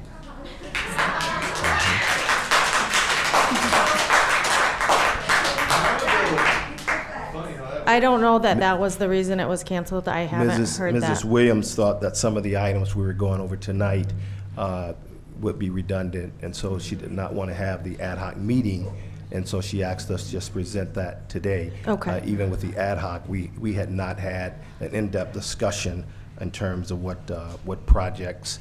Those items were not on the agenda for the ad hoc. Okay. What I'm hearing from my colleagues, correct me if I'm wrong, board members, is in presentations on these facilities, especially Aberdeen, I think, has been thrown out there quite a bit. If we could have more information on how what is being developed is meeting those 4 criteria. I think, personally, I think it's a false statement to say that it's not in alignment with it without us hearing, how do you see that it is in alignment? That's what I want to hear.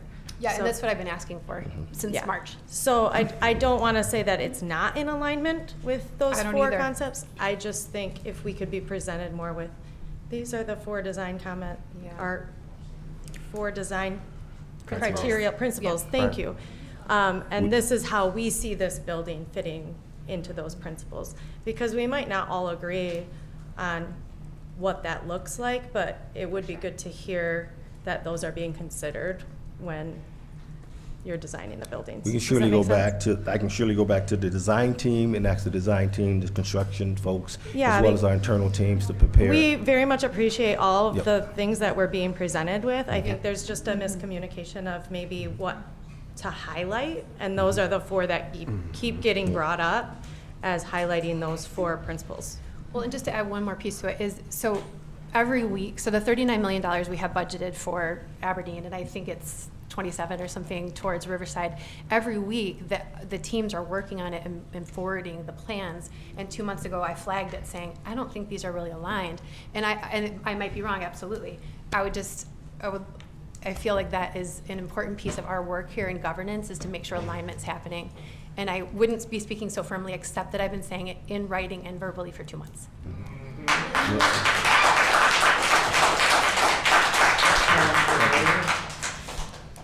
So if I can just unpack the space around, or the design principles: collaboration, flexibility, and child focus, and specifically with Aberdeen, the site, the renderings that have been shared do show that there are opportunities for spaces that are allowing folks to collaborate in different ways. Flexibility, meaning that the positions or the rooms are not standard from the standpoint of you can use them for multiple ways, and then being child-centered. I know that with the child-centered, child-focused, there are other spaces, there's some outdoor learning spaces, and the concept of classrooms outdoors, as well as the playground area being more accessible, which again speaks to some of those child-focused areas. And so where I think where we want to make sure that we stay in the level of governance is, do those things have those concepts versus the idea of it has to have this, because when you're talking about a conceptual framework, it is conceptual and it's the idea around it, and it's really open for interpretation versus it's something where you can say it's absolutely this or it's absolutely not this. Yeah, I agree. I think that's why I'm saying the approach of share with us how you believe these designs are meeting these, to veer away from, we might all have individual opinions of what flexibility looks like, but if you could share what the With the design plans, team has used as an idea of flexibility. An example of. Yeah, So, thank you. because what I hear the conversation leading to is flexible space as defined as. We It have a doesn't mean paragraph that- in our Excuse me. short It doesn't mean that how I define it versus how you define it will be the same, but it's showing that a space can be used for multi-purposes, and that would meet the criteria of a flexible space. That's I what I agree. hear you all saying. Yeah, and it's just the description you gave of those spaces we didn't see in the plan. So that's it. Again, we could be wrong. So I just, again, with such a big investment that happens in a neighborhood once in a lifetime, literally once in a lifetime.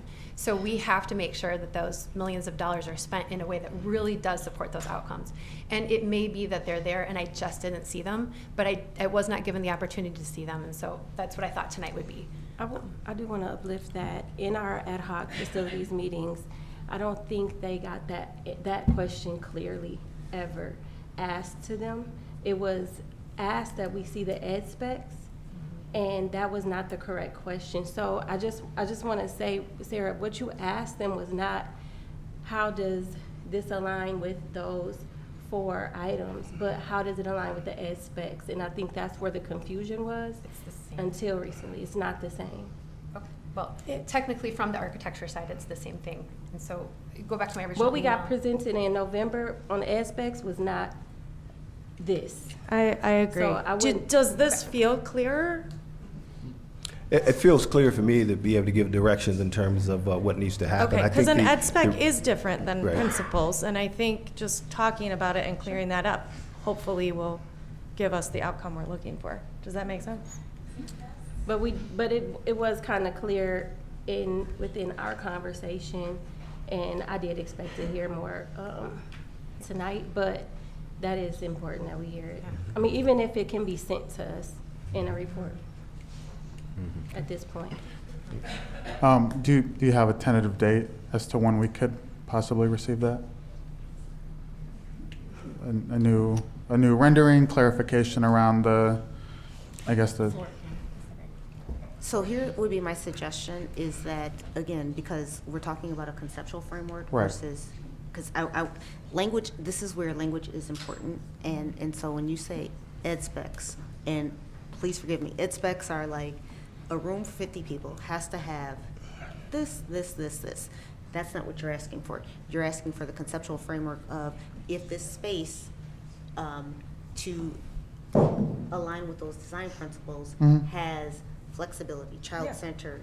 This is an example of what it looks like, and this is how this space will be utilized. That's how I'm understanding. Yeah, no, that's what And I I'm think that we asking. can certainly do that by the end, hopefully by the end of the week. And okay, we'll make sure that it's Thank you. by the end of the week. Thank you. I think that will hopefully it will provide what we need to move forward. So I appreciate that. Thank you. I have a quick question. I do too. I have a question about the dashboard. But Go ahead. Well, I just wanted to be clear if the swimming pool, because I thought we fixed Ottawa swimming pool. I'm not sure exactly what else, but That was temporary. It was okay. Yeah. There's some Do other the things. locker rooms include that as well? Yes, there's some work done in the locker rooms All as right, well. thank you. It looks a lot different, and I'm appreciative of the construction updates, but I feel like it took out things around like culture and like safety, or did they get moved somewhere else? So there's still, what was on the dashboard before, some of it got minimized, including some of the things that had already been checked box, but there's some of the things that we've been updating monthly, like teacher vacancies and transportation on-time percentages. Those sorts of things are still there on the dashboard. Can I follow up on that? I know that I remember getting excited about the initial dashboard when it got released. I know that we didn't check off all those boxes. I would love to just see all of that. I mean, that's just my personal opinion, so we can see where the progress is, because I know there was a ton of stuff we were working on, and like some of it was done, some of it was not done. I would love to keep that on there. I know it's a lot to put on there, but So that's an individual. I just want to make sure we're not giving. I'm just sharing my dreams and sharing your hopes dreams. and Okay. yeah. So the dashboard, keeping in mind that the dashboard was kind of an outreach effort of all the different things that are taking place, and it was aligned to, of course, and still is aligned to our district strategic plan, and so it does have some of those individual elements. This particular component of the dashboard was specifically related to kind of our facilities and that piece, but then some of the other things that have been included in the dashboard, and I'm off the top of my head, it included like transportation, it included nutrition services, it included some other components, and so we can certainly continue to update that, and it has been updated to my knowledge, but what was presented tonight was specifically one strand of the dashboard around the brick and mortar components of our district. Mm-hmm. Maybe it'd be a good idea for us to, like, before something goes off, it kind of comes presented to the board, so it can be kind of viewed publicly as something that has been at least addressed to the satisfaction of the community before taking it off. Something like How that. would you, I'm not how directing would, that, how I would guess you I'm- measure, and I'm asking, I'm Just for asking. whatever reason it comes off, if there's enough of a reason to pull it off. Oh, you're saying when something gets pulled Yeah, off? pulled off. Thank you. Completed. Have we pulled anything off? We removed some because of the project stuff taking place. It's still on our website, it's just not active right now, so we can move that back around and present that, absolutely. Got it. Yep. Okay. Just as a celebration kind of a thing. If we're, yeah. So am I hearing, we would want to hear what is completed? Yes. Yeah. That's what I. Yeah. Okay, okay. We can do that at the next Does that meeting. sound- okay. Any other questions? Just for my awareness, when might we hear, so with the feedback session that happened at Aberdeen, when might we hear some of the feedback that was received then and how it's going to be incorporated into the Aberdeen project moving forward? I think we have that information. So I know that, I don't have an update myself on what the design team conversations have been since that meeting. Dale, do you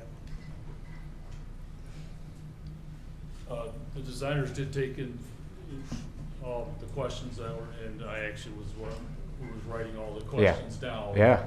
And they have taken and reviewed them and incorporated what could be incorporated. Okay.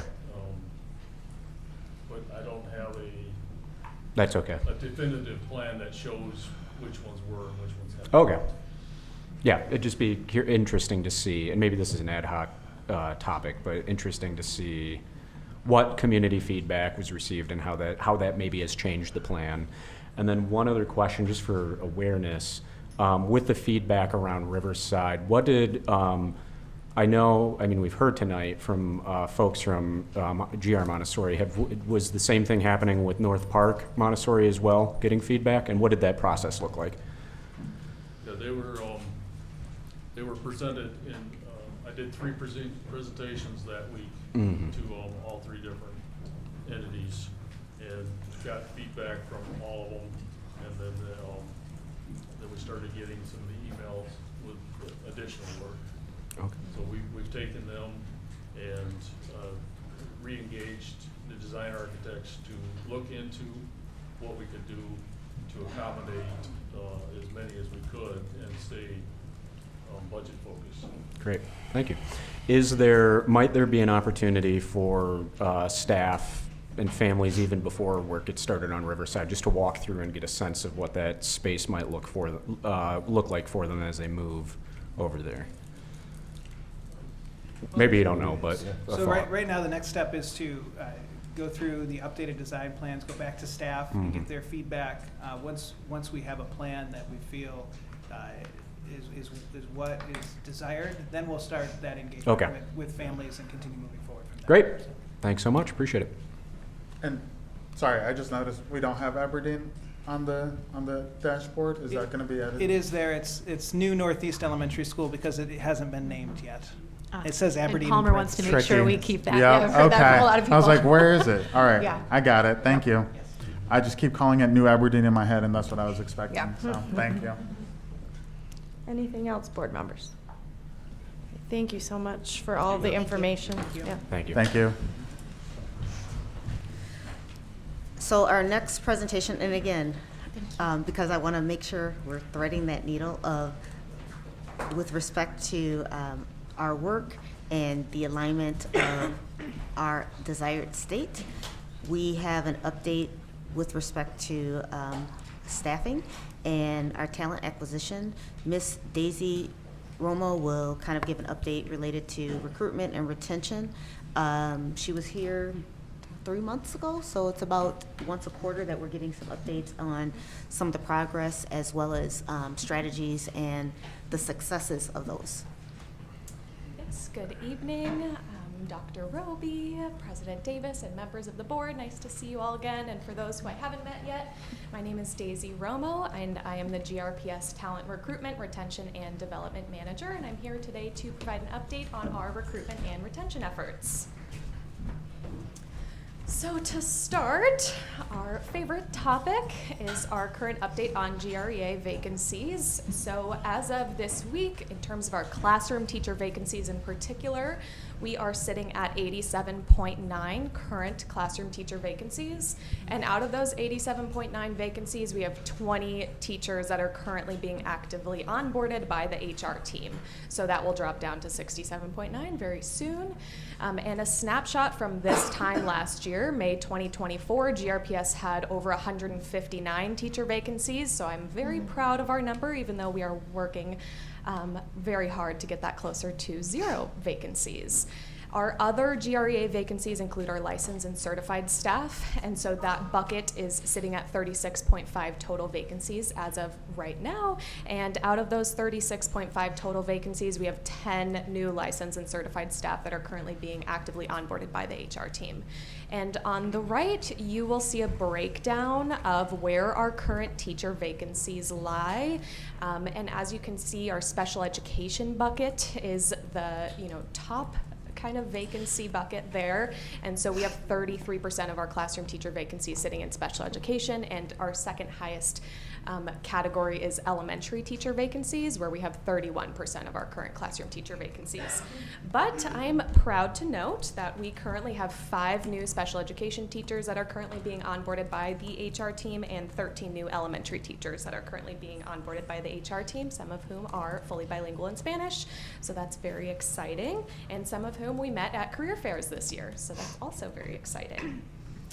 In terms of our other vacancies across the district, as of today, we have 13 total vacancies across the exempt and executive exempt employee groups. Out of those 13 total vacancies, 8 of those vacancies are filled with interim leaders, and 2 of those vacancies have candidates that are currently being onboarded by the HR team. And obviously our top bucket, where the majority of our current vacancies lie, is that support staff category. So right now we only have 5 candidates that are currently in the hiring process with the HR team. And on the right, you can see a full breakdown of where those support staff vacancies are coming from.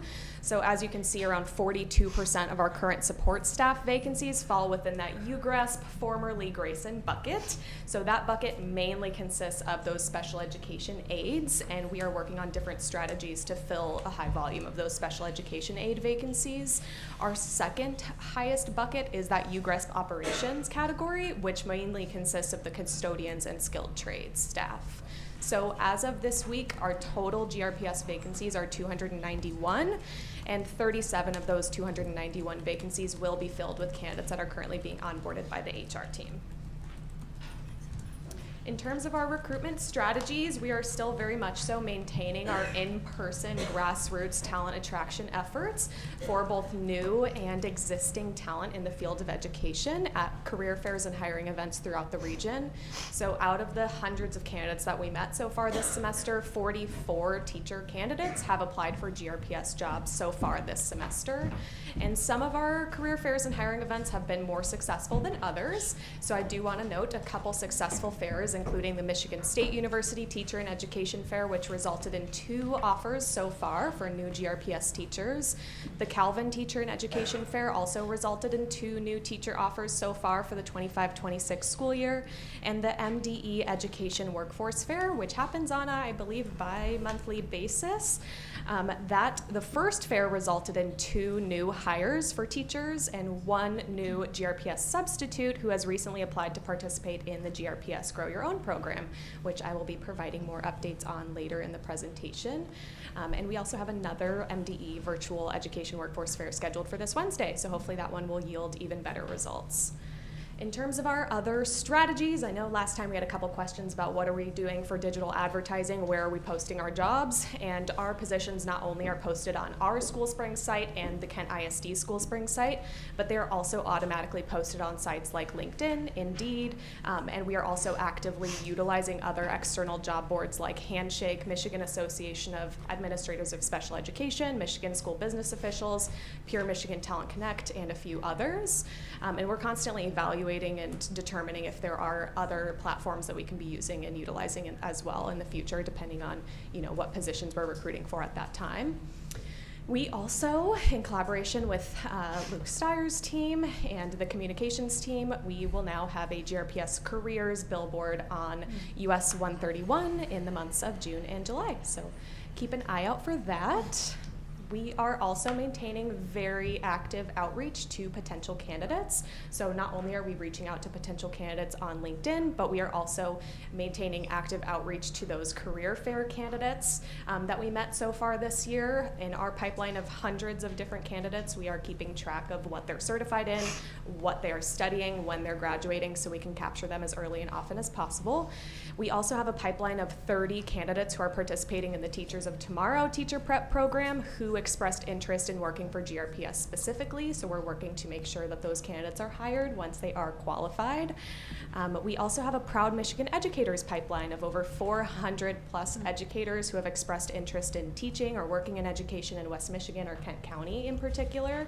And we have a student teacher pipeline. So the talent team does manage the student teacher placement process. And so far from the 24-25 school year, we have 115 student teacher candidates that we can actively reach out to. So that has been a great tool for retention as well, especially because for my conversations at career fairs, all of the candidates that are student teaching for GRPS are having a fantastic experience. So having that feedback firsthand and seeing those candidates apply and gain full-time teaching positions with the district is an amazing thing to see in the short 6 months that I've been here. We are also working to leverage our external partnerships with organizations like Davenport University, West Michigan Teacher Collaborative, and Michigan Talent Together. So if for Davenport University in particular, I have built a pretty strong relationship through our Grow Your Own program with their Associate Department Chair of the College of Urban Education and the Career Services and Internship Coach from their College of Urban Education. So we, through a couple meetings, we're trying to determine why are your students not checking their emails? Why are your students in the College of Education not showing up to these career fairs and hiring events? Why have I only met one so far in person? And so we determined together that the best way to meet these teachers and get our jobs in front of them and actually get them hired is by meeting them where they're at. So not taking additional time out of their busy schedules and study time, but really meeting them where they're at. So we have determined that I will be invited onto campus to present at some in-person classes with students at every stage of their career in the College of Urban Ed at Davenport, so that we can, if they're ready to be hired as full-time teachers, hire them as soon as they graduate, and if they're not, get them hired for those special education aid positions that we're trying to fill. So just working on all strategies there. Recently also met with West Michigan Teacher Collaborative, some representatives from Michigan Department of Ed, and some representatives and leaders from other local school districts to really kind of bridge the gap, foster better communication, and work towards some improvements in the partnerships between the Grow Your Own programs like WMTC and Michigan Talent Together and the school districts like GRPS and our university partners like Davenport. Also with Michigan Talent Together, that has been a fantastic partnership that we've been leveraging lately. So 2 GRPS employees are already in the Michigan Talent Together teacher prep program. So similar to GRPS, they offer a Grow Your Own program through Grow Your Own state funds. And their program is longer term, so they are able to accept candidates who don't have a bachelor's degree. So while our program is shorter term and our funding does cut off in September 2026 for our Grow Your Own program, because of our timeline, we're unable to accept candidates that don't have a bachelor's degree.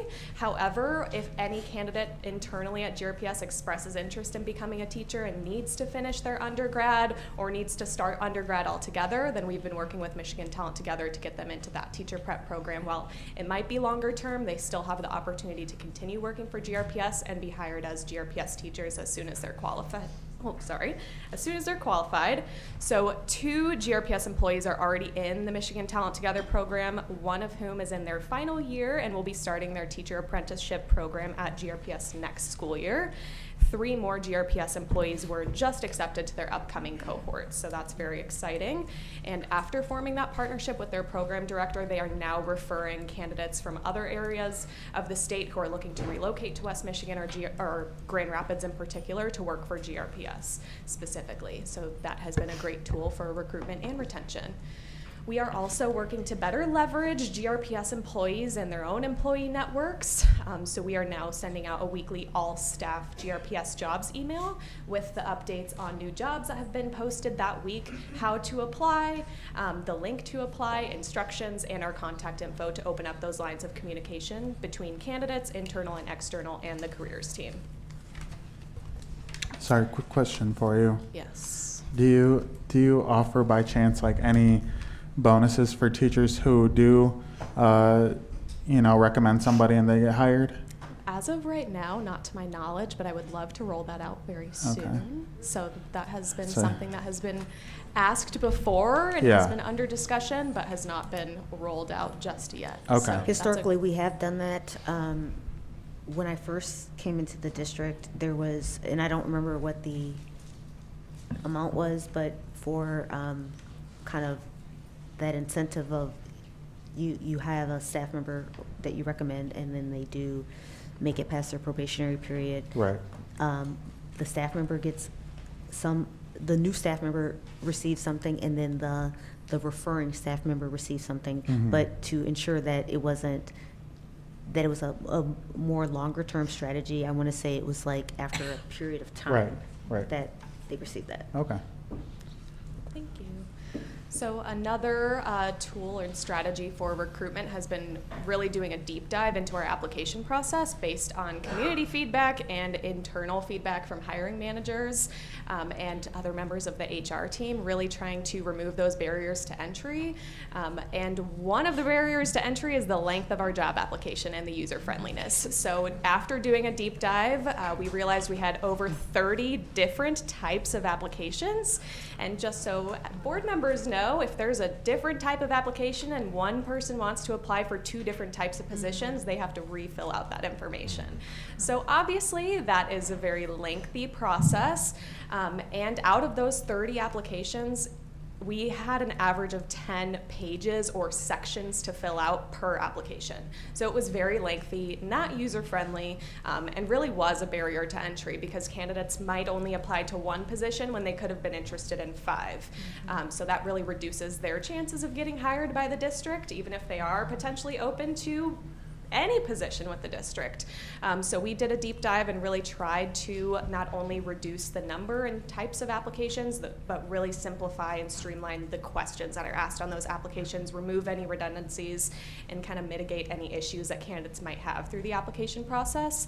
So on your right, you can see we did a breakdown of over the past 6 months what our average timeline looked like from application received to offer extended for each employee group. So overall, over the past 6 months, that timeline has been 27 calendar days. And as you can see, some employee groups might have a much shorter processing time, closer to about 2 weeks, and some employee groups might have a much longer processing time, closer to about 3 months. So one employee group I want to highlight in particular that is on that longer end of the spectrum is GREOA. The reason why that is closer to 90 days versus the average of 27 calendar days is because GREOA mainly consists of that JROTC instructor position. And for those JROTC instructor positions, basically the HR team might have a candidate that has been recommended by the hiring manager, but we cannot officially extend the offer until we get Army approval. So that Army approval process might take up to 3 months, which is why that average timeline looks a little bit longer for certain employee groups versus others. As a result of this recent application revamp, we've not only simplified and streamlined the application types and questions, but it has led to an easier, more efficient, and more user-friendly application submission process for candidates, an accelerated application review time for the talent team, and much faster offer processing time for the HR staffing team. So really trying to address challenges all around. In terms of our retention updates, unfortunately, due to the active collection and receipt of retirements and resignations, there's no update on the 24-25 to 25-26 teacher retention rate yet, but we will have that number confirmed by late summer. So hopefully by the next time I present, we will have that number for you. In terms of our retention strategies, we are really working to maximize our internal opportunities for growth and development. So one opportunity in particular is our GRPS Grow Your Own program, and I know I've dived into that in a lot of depth with you before, so don't necessarily need to do that again, but wanted to give you an update on where we're at with that program. So currently we are closely partnered with both Davenport University and the University of Michigan. Participants of the GRPS Grow Your Own program do agree to a 2-year teaching commitment for GRPS, and to date we have 25 total GRPS employees or substitutes who have been accepted to the program, and 19 who are currently participating in the program and have signed on and agreed to that commitment. So we're very excited about that, and the district is continuing to actively receive and review and follow up on new inquiries, recommendations from principals and EDs, and applications on a weekly basis.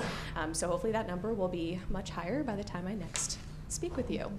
Through the Grow Your Own program, we have built a robust substitute to teacher pipeline and paraprofessional to teacher pipeline. So through the Grow Your Own program, we now have 13 GRPS substitutes who have been recommended and accepted and are on their pathway to becoming fully certified teachers. And we also have 6 paraprofessionals or special education aides who have been recommended and accepted to the program to date. And as of this week, we have 2 Grow Your Own program participants who are already hired and working as full-time GRPS teachers and doing a fantastic job according to their principals. And we have 3 more Grow Your Own program participants who are all currently long-term GRPS subs who have received full-time teaching offers for the 25-26 school year. So working to reduce vacancies and coming at that from all angles. And another tool for recruitment and retention has been the English as a Second Language, or ESL cohort, that GRPS has in partnership with GVSU. So participants of that program sign on to a 3-year teaching commitment to GRPS. Both new teachers who are signing on and accepting ESL teaching positions and current GRPS teachers can participate in this program and gain an endorsement in English as a Second Language, and adding that on to their current teaching credentials.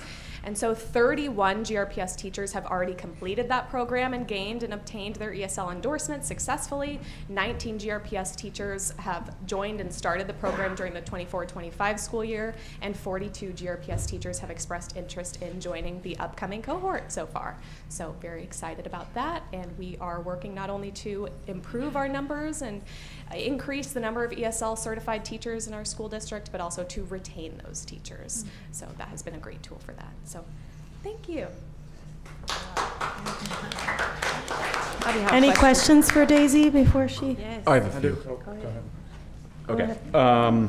Regarding Talent Together, I'm not familiar with Talent Together. Can you share more about what they do and how we partner with them? So they have their own Grow Your Own funding from the state. So they are a Grow Your Own program. They're just an external organization. So districts were awarded Grow Your Own program funding. It's called 27B is the grant. And then external organizations like West Michigan Teacher Collaborative and Michigan Talent Together also were awarded their own bucket of funding.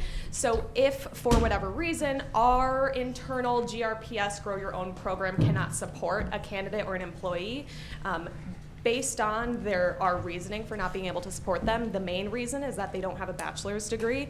Unfortunately, our timeline for funding cuts off September 2026, so we need to get our teachers or our future teachers into an accelerated program, and it's a graduate program, so it's 1 year. We don't have the timing to support candidates who want or need to complete their undergrad, but Michigan Talent Together and West Michigan Teacher Collaborative have longer timelines and more funding, so they're able to actually support candidates who need to finish their undergrad or even need to start their undergrad courses. So we have candidates that are GRPS subs or GRPS paraprofessionals and special education aides that are working through Michigan Talent Together and going through that program recommended by the district, who are starting their bachelor's from scratch. So they might be in a 3-year program, they might be in a 5-year program, but they are still on their pathway to becoming GRPS teachers. So the intention of Michigan Talent Together, if they place someone in an apprenticeship program, which is basically a student teaching assignment at GRPS, the intention is that GRPS hires them as full-time teachers once they're certified. So any candidate who wasn't recommended by the district and wasn't already a GRPS employee who wants to work for GRPS, wants to complete their apprenticeship here, we have the ability and basically the option to hire them and get first dibs. Okay. So that's very exciting. Yeah. And they're also working very actively now that we have built the relationship with their West Michigan program director. They're working very actively to refer us candidates who are coming out of their program, who are now newly certified, or are moving from, for example, the Detroit area or the UP and wanting to come to West Michigan and teach here in a larger or urban district. So that's been a great tool for recruitment and then retention as well, because if they're working for us throughout their apprenticeship program, they're almost guaranteed to continue working for us as full-time teachers once certified. How long have we partnered with them as a district? I started in October, so okay. I don't know. Okay, 2 years? It's about 2 years. Okay, that's good. That's good. Thank you. Thank you for that. Could you share a little bit more about our external partnerships and how, like with Davenport, you say that's something we've grown. How do we approach that? How do we form those? Are there any others that we're looking to target? Maybe Kelvin or Aquinas or GVSU? Yes, 100%. So at every career, I'm new to the Grand Rapids area. I'm not a Grand Rapids native. So I kind of, obviously didn't go to any of these schools and don't come with the relationships already, but every time I'm in front of one of these schools, as at a career fair, at a hiring event, at a networking event, I am working to meet these people in person and try to build that partnership from the ground up. So always having my card on me, always making sure to kind of talk to them in person and see what we can do to support their students and better support their placement initiative, because obviously all of these universities are working to get as many of their students hired as quickly as possible as well. Yeah. So that's a goal of theirs just as much as it is ours. But it has been very positive and encouraging to see, even if I haven't personally attended one of these career fairs before, when I show up for the first time at GVSU, they said, "Oh, GRPS, we're putting you right front and center. So as soon as these students walk in, they are going to talk to you." And they do that because we have a line the entire time at these career fairs and hiring events. We are almost the only school district that has a line waiting to talk to us the whole time. So it's been a great asset to have one of our special ed supervisors come and accompany me at these hiring events, because sometimes I literally have a line and can't talk to everybody that wants to talk to us. So tag teaming and having somebody with me to support those conversations and being able to speak from a different lens within the district has been super helpful. And then also just working to meet and discuss and see what we can do. So with Davenport in particular, I heard one of the career people putting on the event. I heard them talking about the College of Urban Ed, and so I literally just went up and talked to him. I come from a background in sales and staffing, so I'm comfortable talking to new people, and so that's putting on my sales cap and just going to talk has been a great tool. So having that, being able to build that relationship just at the career fair and then saying, let's schedule a meeting. I'm going to follow up with you via email. Let's schedule a meeting for next week. Who else can we invite to this meeting from Davenport? And so them bringing on people from other parts of the university, like Casa Latina, for example. Oh, you haven't had a meeting with them yet? Let me put you in contact with them. So being able to kind of bridge those partnerships and build and kind of foster those relationships has been helpful. So in person to start, via email, and we're scheduling in person. Is there anything meetings as well. anything to formalize a partnership between the district or is it So they kind of just working have relationships? all of these universities are offering paid partnerships. So I'm basically pay, and we can put you front and center. We can put your logo on all of our items. We can put you in our career services pamphlet, and those payments cost thousands per university. So we're trying to basically figure out what other avenues can we use to create this partnership. So the Grow Your Own program is one tool in particular where we're working to build that partnership with Davenport, GVSU, and U of M. We do have a partnership with GVSU. Their coursework and basically the Masters of Ed that they offer for Grow Your Own program participants are 3+ years long. So that didn't fit within our timeline for GRPS Grow Your Own, but we still have that partnership there. And then also just having that contact info for all of their career services teams. But we're not requiring like an MOU or anything. No. Okay, that's so we good to do hear. have That's good to MOUs hear. with all the local universities. So everyone that you mentioned, we have an MOU for our student teaching. Yeah. So maintaining that contact with their field placement coordinators as well has been very helpful, because I can just go and email them and they'll get back to me within 5 minutes. Good. Or call anybody that has been a contact at any of these universities. So that's also been helpful, because they can point me in the right direction if they're not the right person for one issue in particular. That's good to hear. Well, Anyone thank you else? so much. Yeah. Go ahead. Just 2 quick questions. One, you said 27 days is your current average. Yes. What are you aiming for? I would love to aim for closer to 2 weeks. 2 weeks? But just so you know, the application received to offer extended does include you Wait are fully time. going through the application process. The talent team is fully reviewing your application. Right. We're moving you forward to the hiring manager, who might be out on PTO. Yeah. So that causes extra days of delay, but the talent team, we are reviewing applications on a daily basis. Okay. So anybody that applies, we're reviewing immediately. We're moving you forward immediately. There are some delays on the hiring manager's end. If they don't necessarily want to start interviewing as soon as the first application is received, they might want to wait 2 weeks to see who applies within a 2-week span of time. So once those interviews start, they also have to interview multiple candidates. So sometimes those interviews are taking place over 1 full week or 2 full weeks. From there, they might even schedule a 2nd or 3rd round interview. And so coordinating schedules, because we don't let just one person interview candidates, we need to have hiring committees of at least 3 interview each candidate. So working with schedules, that causes further delays. But as you could see, some of our employee groups are at that 2-week time frame. Right. So After they interview, they have to be recommended. We have to get the paperwork. The HR team has to get their own offer approval process done. So it's kind of a lengthy process. I'm very surprised to see that some of our employee groups are at that 2-week mark. But it would be great if all of them could be. And sorry, my second question is, do the current vacancies you listed today include the resignation and the personnel transactions that from a week ago? Yes, so everything is fully up to date. Okay, thank you.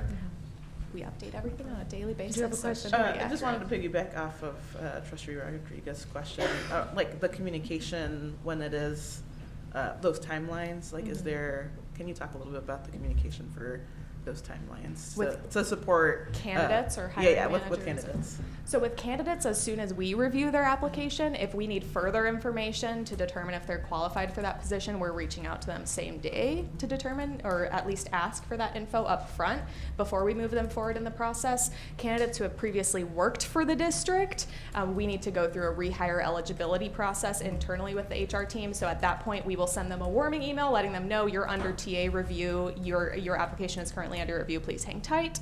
Thank you for applying. Once they're moved forward to the hiring manager for consideration and review and interview scheduling, they get an email at that time letting them know they were moved forward. No further action is required at this time. If the interview committee decides to move you forward in the process, they'll reach out to you directly. Thanks so much for your patience. From there, as soon as we find out from a hiring manager that they want to interview someone, or they'll be reaching out, or they want us to reach out to schedule that interview, then we send that candidate another follow-up, letting them know an interview request has been made, communication's on the way, and usually they're communicating pretty quickly once they identify a candidate they want to interview. And then from there, once an interview has been scheduled, if we're notified by the hiring manager that they have scheduled someone, then we also send them a notification at that point, just confirming their interview was scheduled. Good luck. Let us know if you need anything, reiterating our contact info so they have it at every stage of the process, adding our contact info. And then also, once an interview is complete, depending on what decision has been made, we will send them another warming email letting them know interview complete, decision is pending, please hang tight, thank you so much for taking the time. And from there, we send them an update one way or another if they have been moved forward with or not. If they have not been moved forward with, but they are qualified or recommended for a position in the district in general, for example, we get recommendation forms from hiring managers that say, we didn't select this candidate for this position, but we do recommend them for the district. Then we can reach out to that candidate directly to encourage them to apply for other positions or schedule a one-on-one call with someone on the talent team to determine what other positions within the district would be a good fit for them and their qualifications. And if they have already applied for 15 different positions with the district, we just thank you for continuing, their interest in applying with the district, and hope that someone else, reaches out to schedule an interview, reach out to the hiring managers and recommend that candidate. So that has been helpful. We communicate as much as we receive communications from the hiring managers. So definitely keeping those lines of communication open with hiring managers has been very helpful, and having a fully staffed team has helped with that as well. Awesome. Thank you. Yeah, thank you. I do have a question. So as a member of the Grand Rapids School Board, I feel like it's my duty to advocate for employees and recruit for GRPS. So I'm always have a recruiting hat on whenever I can, especially in the community, especially for our aid positions. But one of the exciting things that I heard about was that GRPS's alumni gets an automatic interview if they are qualified for the position, but I didn't see that on any of the bullets, and I'm wondering how are we promoting that? I think that is great news, and it's anytime I tell somebody that, their eyes get big, because automatically, being promised the interview because I graduated from Grand Rapids Public Schools is it is extreme benefit to our alumni, and we have some amazing alumni. Everybody in here should agree with that. But I would like to see it promoted better or more out in the community. If you qualify for a position and you are a Grand Rapids Public Schools alumni, you should receive an automatic interview. That is growing your own. So I don't have a question but just want to put that out there because I know that's to be true, and I love to see that publicized more.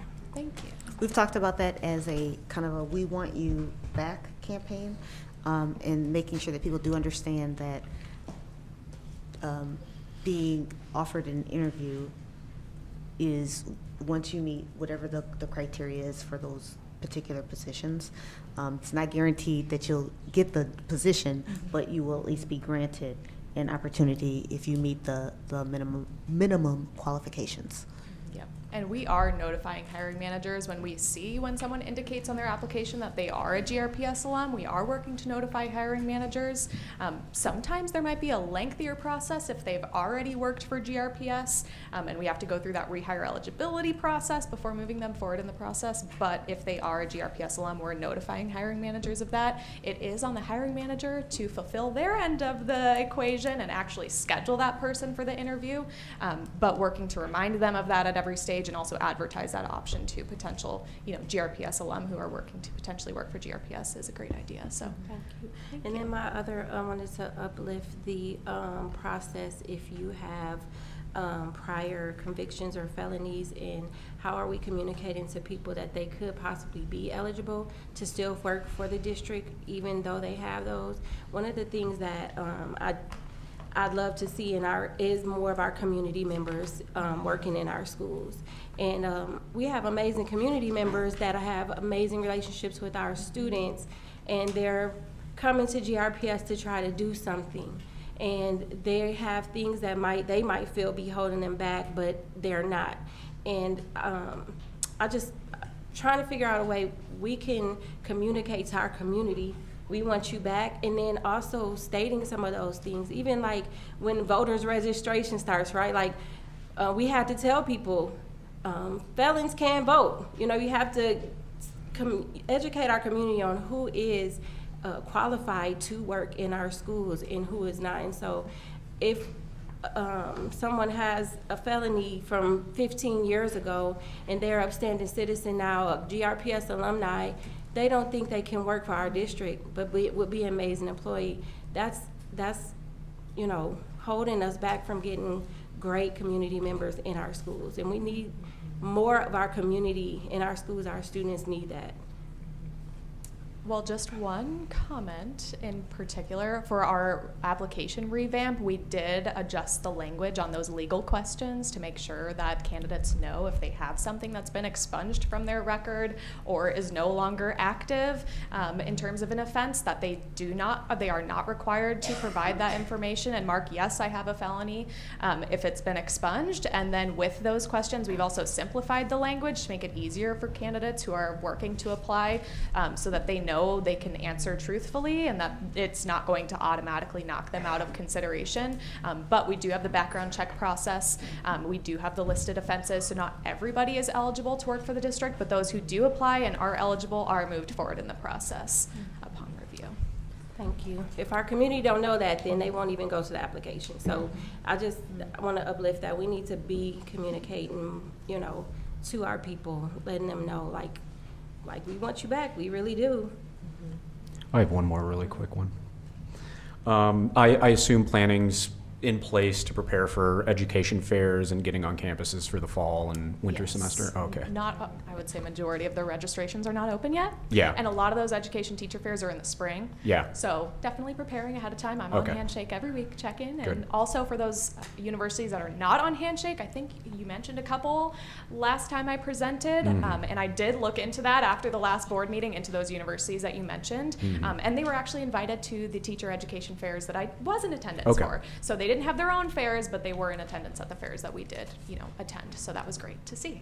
Cool. And taking up. Wayne State is one. I think one of you mentioned Wayne State. That's the only one I'm working to identify if they have any upcoming fairs, because they obviously were not invited to any of the West Michigan ones, but we're working to see if we can come on campus at some point. And taking opportunities to get into some of these education classes, even if Yes, there's no other 100%. public schools there. That way we can. There are no other public schools, so When you get Davenport, we're invited the to first class. university they've invited to do that, so that was amazing to hear. So I'd love to see more of that. very excited to start, and hopefully I'll take some pictures I'd love for to you. see that Well, more Daisy, everywhere. all of this information is refreshing. Your role was much needed, and it's good to see that we're recognizing where our numbers are not where we want them to be and that it is moving in the right direction. So thank you for all the work you're doing, and thank you for the thorough presentation tonight. Thank you. I do just have one, sorry. Retention, this should be a quick line. That's obviously close to everyone's heart up here is retention of our staff. What are we doing in terms of like reconnaissance? How are we checking in with staff to see what is meaningful to them and what kinds of things they'd like to see promoted? So we do have some surveys that are in development that I'm Great. hoping to get out over the next month or two to all GRPS staff, and we're working to see if we need to break that down by employee group to better analyze that data, or just have an all staff survey go out for, and that would be somewhat of a retention survey to get that feedback from GRPS employees. So. Do we send out any messages to our staff that we do retain, just like for the end of the school year, beginning of the school year? Just welcoming them back to the district. I like the little bags that I got when, just to show us what our new staff get, but, our current staff, making sure that they, we uplift that they, chose to stay is great. I appreciate it. That's a great idea. I wasn't here last summer, but So we I have would done, love to we do have that done this some year. of that where we do end of the year, and we try to be sensitive of end of the year, kind of thank you for your service, and then also welcoming folks back at the beginning of the school year. In addition to each school site, I know that building principals will also do personalized kind of communications with their own staff as well. Thank you. Thank you. Thank you. Okay, moving forward with action items. Purchasing agenda. Do I have a motion to approve the purchasing agenda? I do have a quick question. Is it Mayor? And maybe someone from the finance committee can illuminate. So I'm just looking at the modifying the blanket order for legal services. So we have Miller Johnson and Thrun Law Firm. I just want to clarify what those are for. I know Thrun is probably negotiations. Is that correct? Yeah. And filling in, so we asked a lot of questions about that too. Yeah, in the thank you. transition between Anya leaving, and I think Thomas starting and some pieces like that, there were some additional needs in a gap time period that aren't expected to continue. Okay. And then Miller Johnson is. I think that was actually specifically to that gap, and Troon is more specific to the negotiations. I can't tell you the specific dollar amount, think but that is that's a accurate, good gap. yeah. Okay. Okay. I just had questions about that. I apologize for not getting that in sooner. No, that's okay. All right, do I have a motion to approve? Motion to approve. Second. All in favor, say aye. Aye. Any opposed? Okay. And moving on with the first presentation of Kent Intermediate School District Biennial Election Resolution. So for this, we need to designate a board member. And I'm just opening this up to remember the date. Monday, June 2nd. Is there anyone that would like to do that? Otherwise, I will volunteer to do that. Do you want to just talk about it offline, or do we need to say it here? I can't. I guess I was. Would you like to do that? Okay. Sure. So we That would need take to something off vote you. You've done a for, lot. well, what we I'll are doing nominate is approving. Trustee There you go. Melton. Okay. That's what we need. Any support? Support. All in favor? Aye. Any opposed? Okay, motion carries. Nomination carries. Okay. Okay. You got that, Sarah, June Yeah, 2nd? June 2nd, Okay. yeah. And then, moving forward, resolution to approve the Kent Intermediate School District operating budget. So moved. Did you get that? I think we have trustee Wade and trustee Williams. Yep. Okay. All in favor? Aye. Say Aye. aye. Aye. Any opposed? Okay. Resolution moves forward. And approval of the Grand Rapids Child Discovery Center Board of Directors appointments. So this one includes a change in the size of their board. And also, what was it? The list of trustees. Yeah, 4 different trustees. So can I get a motion to approve the resolution stating the change in size of board and the 4 named trustees? So moved. I'll second it. Sure. Did you get that? Sure. All in favor say aye. Aye. Any opposed? Okay, approval moves forward for the Grand Rapids Child Discovery Center Board of Directors appointments. Moving to the consent agenda, do I have a motion to approve the consent agenda? So moved. Seconded. All in favor say aye. Aye. Any opposed? Okay, consent agenda moves forward. And next on our agenda, we have board president announcements. So, is that right? Yeah. So, one of the things I already did, and that was giving our student representatives their recognition. Student representatives, you hung with us tonight. Yes, long one. Good job. So again, we are so proud of you, and thank you for being a part of our team up here this year. I also wanted to highlight, Julie's passing out our graduation schedule. Thank you, Trustee Wade, for adding on a couple ceremonies. I like when we're well represented at each of our ceremonies, so there's some equity there. We don't favor any of our buildings by any means, and we're looking forward to a busy week, but one of the most exciting weeks of the year, really. So, board members, if you have any questions about how that works, feel free to reach out. The team that puts it together is very organized, and everything runs very smoothly. So pretty much you just show up and get to be a part of something really wonderful for our scholars in GRPS. I also wanted to just share that a group of us did go to Lansing last week, and we were able to get updates on different things going on at the state level that will affect education. I thought it was a pretty informative day, and I know some people are going this week as well, correct? So, Wednesday. We'll have more people going out. It's always refreshing to hear directly from the legislators and to get the details and questions answered, so that we can actively promote and advocate for the things that will benefit our district. I also wanted to just highlight, we do have new norms that you all helped create, establish, and we voted on in a work session. So you should have those sitting in front of you. I believe they are also, Julie, maybe you could answer this. Are they available at the tables in front too, the new norms? No, okay.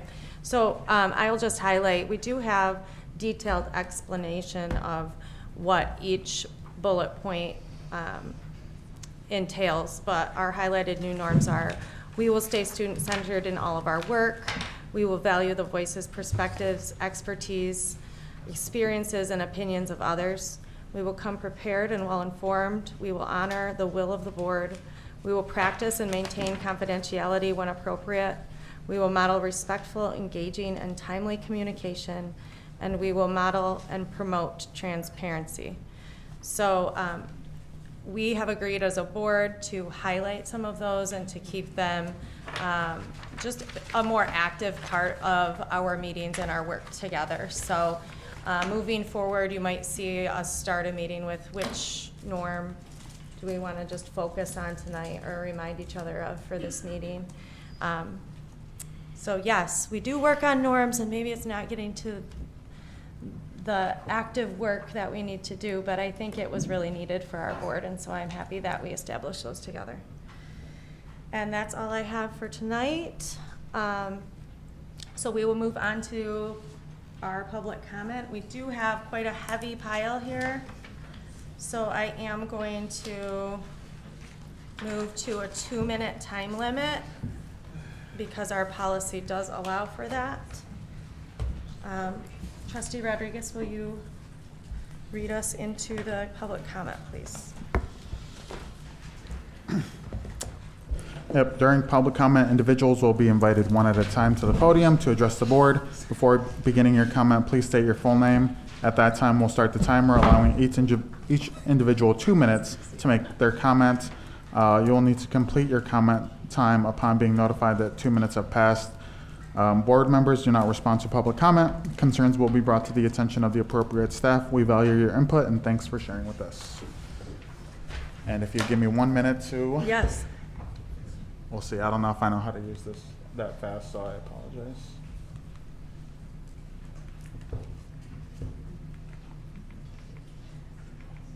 Okay. First up, we will have Jackie Spreitzer, followed by Julie Neatling. You know what? I might have to just do it on my... And Jackie, if you can just hold on for a second. Put me on the spot. You're doing great. Hey, look at that. All right. Okay. All right. President Davis, Superintendent Roby, and the Board of Education, I have a few questions tonight. Why can some of our scholars in GRPS miss 50 days of school and be passed on to the next class? Or the next grade, especially in early elementary? How will new hires that we want to recruit and get, how will we support them? Firsthand, I know someone got hired in 2 or 3 years ago. They resigned by November. Lack of support. What can we do to help these new teachers? Why are decisions made without staff input? Case in point, the plastic desks. Elementary students got new desks. They are hard to pull out. They're very loud to pull out. When asked who gave input, not many teachers could say, I gave input. What can we do to make better food? Seattle Public revamped their food program. How can GRPS follow? We have so many farmers in the area. We have so much in Michigan. We have companies, Kellogg, Post Cereal, just down the road. Also, retention. When a retiree comes back, if they've been highly effective, if they've been effective, do they have to go through the same hiring process? I have somebody I know, this was a couple years ago. It took 3 months to get her hired back. She was highly effective. She was effective. 3 months of waiting. Hopefully things change. Lastly, supply and demand. If we really want to be the best, hike up the pay for all the staff. If there's lack of demand, if we paid well, everyone would want GRPS teaching positions, staff positions, secretaries, cooks, custodians. I know my time's up. Thank you, Jackie. Thank you.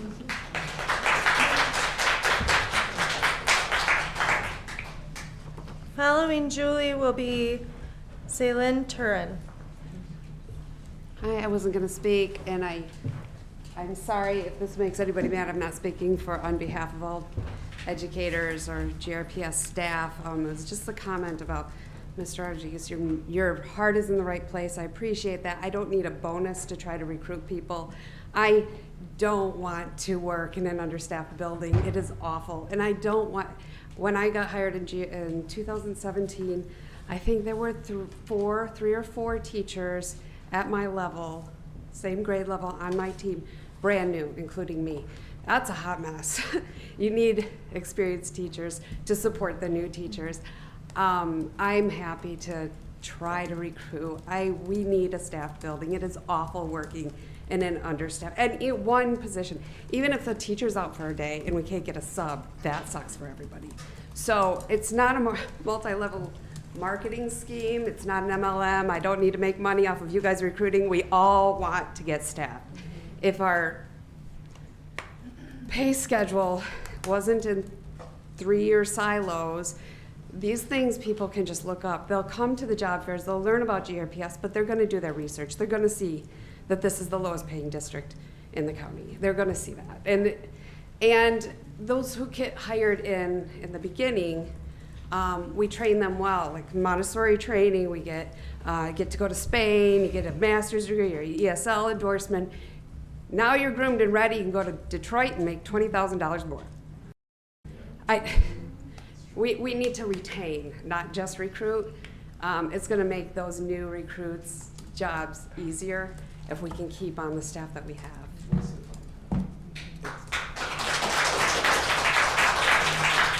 Salen. Donna Kelly DeBoer after Salen.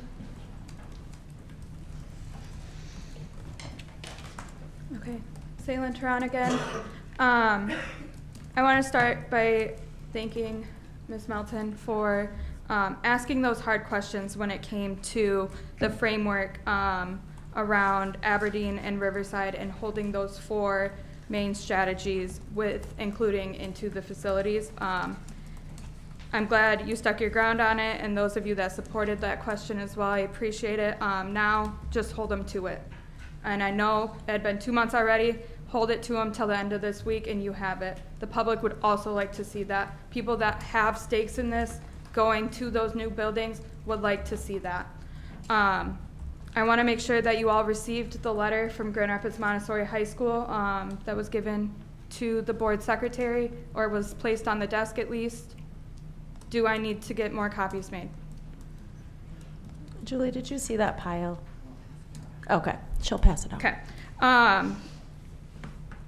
And then I know that it's been stated that Montessori will receive a new plan before the end of the school year. I'm asking that when that new plan is brought back, to bring back info on why GRPS University is not a sustainable location, if that is not changed. No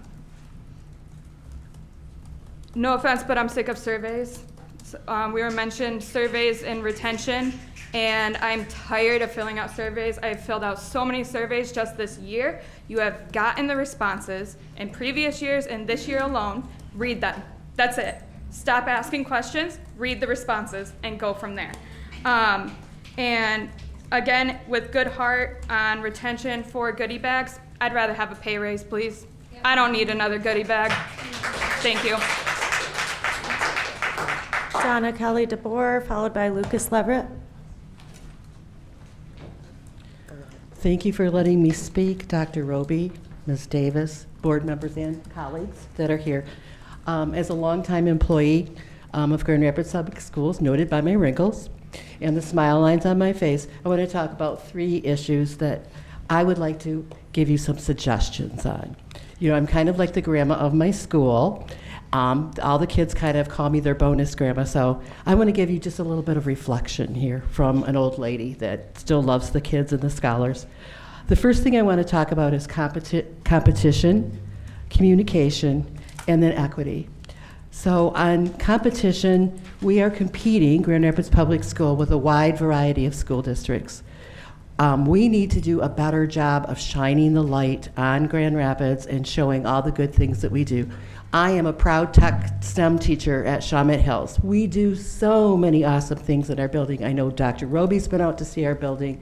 I know Mrs. Melton has been out to see our building. But we really don't get that light shined on all the wonderful things we do. We have a former teacher of the year. We have a great new principal in the building. We do place-based education. We're one of the only elementary schools that does STEM and tech. We're a great place. We'd like to see it shined on a little bit more. The other thing in competition is we are the lowest paid, and I am losing friends, young teachers who leave after they get 2 or 3 years of training, and I've helped mentor them, and off they go to Kentwood, and off they go to, Wayne State's taken a few, and I sit there and realize that of all my teacher friends, all of them have left the district except the current people that I'm with. And some of that, yes, can be handled with salary, but you know, some of it also has to be handled with the way we treat people and retain employees.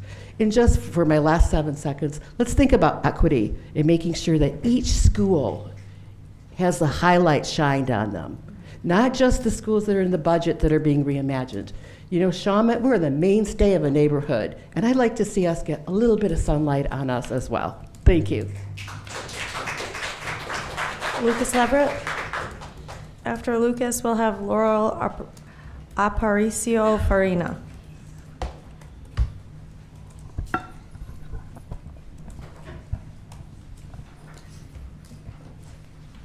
Lucas again. We sink over $5.5 million into redundant and overpaid administrators. Directors at $141K, executive directors at $196K, quad leaders, assistant superintendent, deputy superintendent up to $194K, a CFO raking in $181K, a corrupt and abusive chief of staff and security racking up $207K, and we pay our superintendent nearly $300,000. This is a good time to remind everybody that the median single income for GR is about $35K. This is also a good time to point out that of the 87 people on the list making $100,000 or more, only 7 have teacher in their title. High rollers at the top, far too little for those on the front lines. We like to pretend this is a private sector problem, but here in our public schools, it's glaring and it's the last place for income inequality. If you're here for a paycheck that competes with the corporate world, then get out and go work in the corporate world. Fire some people and free up funds. Working people are not immune to layoffs, and Franklin campus should not be either. Teachers are worn out, burnt out. I was recently informed that at City High, multiple educators' spouses have told them that they have about another year of the toxicity here before they have to choose between teaching and their marriage. That is horrible. And that's just one school. Imagine multiplying that around the district. Honey, I love you, but I hate the person they make you into. And if you don't leave this district, I'm leaving you. That is what GRPS is doing to people's lives. What exactly is student-centered about putting the people closest to our students in this situation? You need to have the political will to let some of your peers stand on the wrong side of history and ethics while you rise above the traditional muck of GRPS. Open the negotiations now. Do the right thing.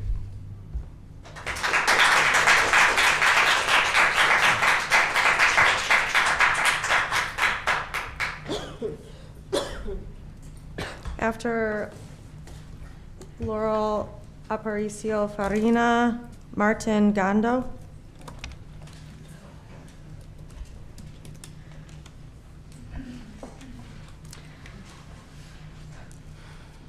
My name is Laurel Aparicio Farina, and I came here today to speak about the district's recent solution to combat chronic teacher burnout. Many teachers, like myself, received an email with a survey from Opportunity Thrive's Educator Wellness Coaching Program. This survey provided the teachers with a series of questions to identify what exactly is leading us to burnout, and then pair us with a wellness coach who can help us address these hurdles. I would like to pause here and make a request of the board that the results of these surveys be reviewed and publicized so that we can better understand the problem and solve it, as well as champion the value of transparency that our district claims to adhere to. I will admit, initially, I filled out the survey and signed up for a wellness coach purely out of spite. I was more than a little insulted by the insinuation that I was doing something wrong and that I myself was the reason for my experiences of burnout. However, I am here today to say that the time that I spent with my wellness coach, Kristen, has been a very positive experience. She has affirmed me, my experiences, and supported me with good advice. With all of this said, what Kristen and other wellness coaches are able to provide, while valuable, are not enough to mitigate the sheer amount of burnout that our teachers are facing. Opportunity Thrive's Educator Wellness Program cannot replace the district's responsibility to value, respect, and appreciate our teachers. While we appreciated the cake that was delivered to us during Teacher Appreciation Week, what we would appreciate, actually, what we need, is competitive wages and equitable planning time.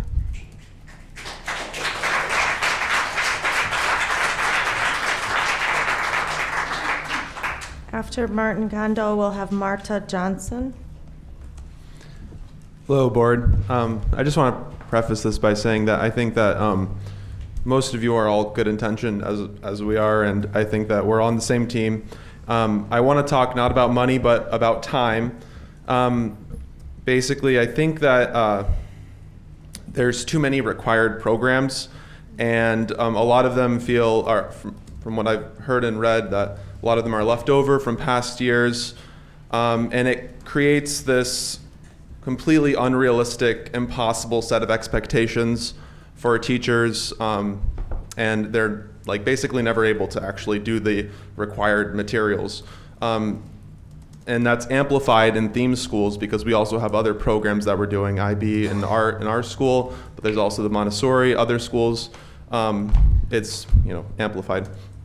So I don't know the details, but it would seem reasonable to say that maybe as a district we standardize like the core curriculum and then allow local leaders to control like the minor details like SEL or number corner or field trips, programs that are great like One Book, One City, but maybe doesn't fit for every school because maybe they're doing something else that's related. So I think the required curriculum first and foremost should be clear. Like we all have a set curriculum and it's core there should be some sort of calculation, like a time calculation, to see if it's actually possible to do that.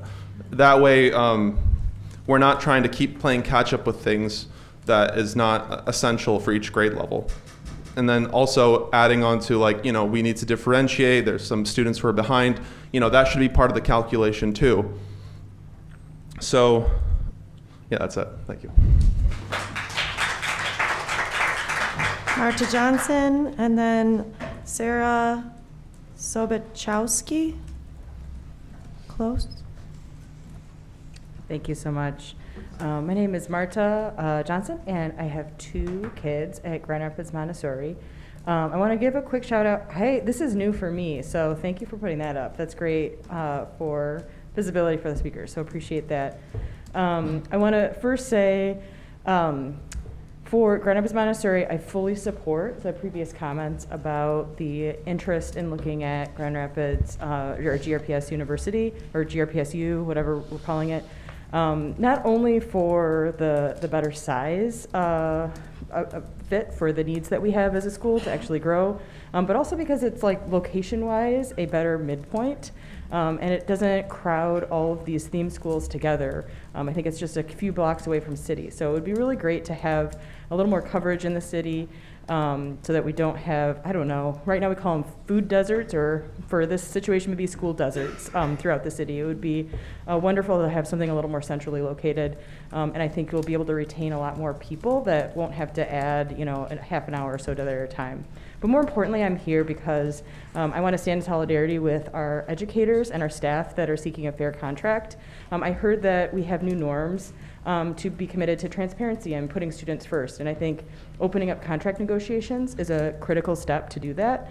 And I think making sure that whatever is negotiated takes our educators from the lowest paid to the highest paid in the region. I think that will address a lot of our problems in staff retention.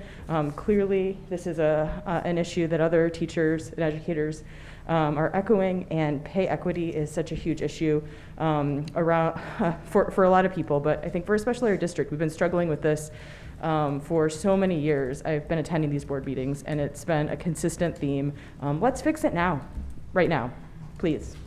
Thank you.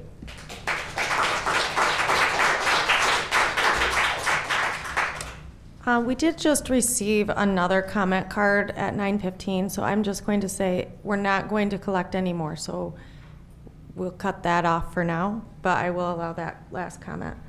Sarah Sobachowski? Okay, thank you. Mallory Salamango? Oh, Miss Mango. I didn't know you had a longer name than Miss Mango. And following you will be Jessie Emden Hill. All right. Hello, my name is Mallory Salamango, otherwise known as Miss Mango. I spoke earlier this year in January about my resource course caseload. And I just wanted to say a couple ways, or one way to show appreciation for teachers and help our teachers, sorry, is by giving support. Teachers need support, especially new teachers who are trying to learn. Even if it's just a quick little check-in with them, anything is better than having to seek it out yourself, especially when many new teachers might not know that they need help or how to ask for help that they need. There is so much that teachers are doing every day that we need help from time to time. This is an overwhelming job. There is always a new situation, copies to be made, papers to be graded, IEPs that need to be written, data that needs to be collected, students that need help, tasks that need to be done, schedules that need to be changed again and again and again. The list just goes on and on and on. Teachers are doing the jobs of like 3 people and 1 person. When you're just trying to stay afloat with new things added to your plate every day, the last thing on your mind is to ask for help, especially when you're so used to being overwhelmed. It becomes a new state of being. You just get used to being overwhelmed and getting new responsibilities added to your already hectic schedule all of the time. For all of the help and support that teachers give to others, we should get that in return. They shouldn't have to seek it out and email for help. They shouldn't have to ask for help. I spoke in January, not July, that hasn't happened yet, in January, when my caseload was at 21, which is 1 over the limit. After that meeting, I was fact-checked, not given adequate support.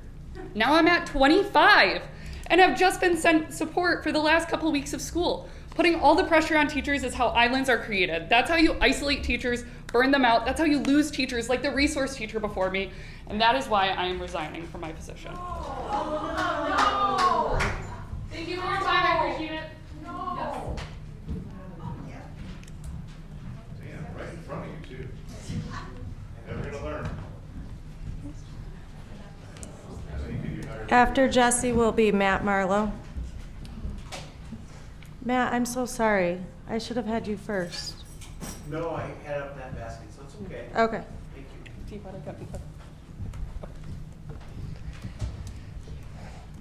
Hi, my name is Jessie. I have 2 daughters who both have 2 amazing teachers at C.A. Frost Elementary. And actually recently I went to camp with them and I was watching the teachers and kind of showing my amazement as they would go from talking to a student who didn't really have enough adequate materials with them for camp to go straight into kind of a conflict management situation with 2 other students. And then finally, like, a student would come up to them and show them their rock, and they would be so excited for them. And it was just really touching and amazing, and I knew they have a tough job, but it really brought it to light. And especially as I was leaving camp, and I was thinking, gosh, I didn't get a good enough teacher appreciation gift for my kids' teachers.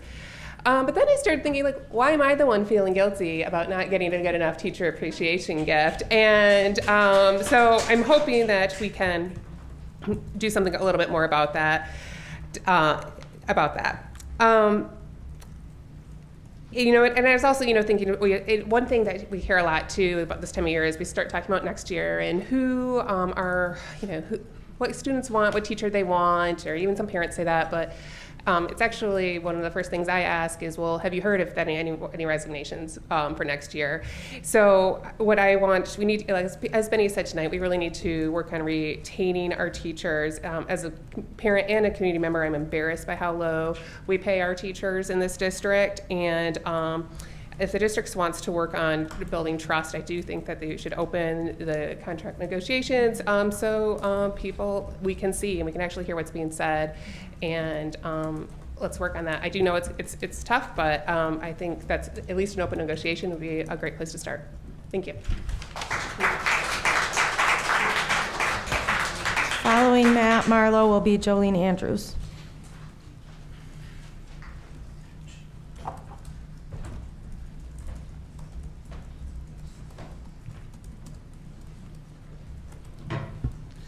Good evening. My name is Matt Marlowe, President of GREA. Thank you, President Davis and Dr. Roby and trustees of the board. Thank you, everyone, for coming out tonight. I know it's been a long night. Definitely wanted people to share their stories because there's a lot of different viewpoints that you can have A couple of things came up tonight, you know, definitely a student-centered focus or scholar-focused, and then transparency. I just think about the kids that don't have teachers on a regular basis. I know we're working on our vacancy numbers. We have 89 right now with 36.5 of licensed staff. And it's been going on for a couple of years. We were at 212, and then we were at 189.5. I mean, over and over and over again. If that's really your focus, I mean, that's your focus every day. It's like, how do we take care of this? It isn't about someone else's job or who wants to compartmentalize and just focus on assessment and data, or that just wants to focus on, you know, IT or focus on this. It's really about the kids. I mean, we can still do a lot of things without having all these things that we think we need to have, but it's not that important. We need contact time with kids. So when teachers say we need to get paid more, it isn't like give me more money, give me more money. It's more like, I can't do this without a fully staffed building. It's just too impossible because you're getting torn in so many different ways. You can't do this job and that job at the same time. You know, if you're a business owner, if you work in a hospital, you can't do every single job. You are relying on your teammates to help you with that. And when teachers come up and say they don't feel support, they're not supported. I mean, you can't do it all. So if you're not having contact time with kids, then I think we need to start turning that around, and everybody, all hands on deck. Thanks for your time tonight.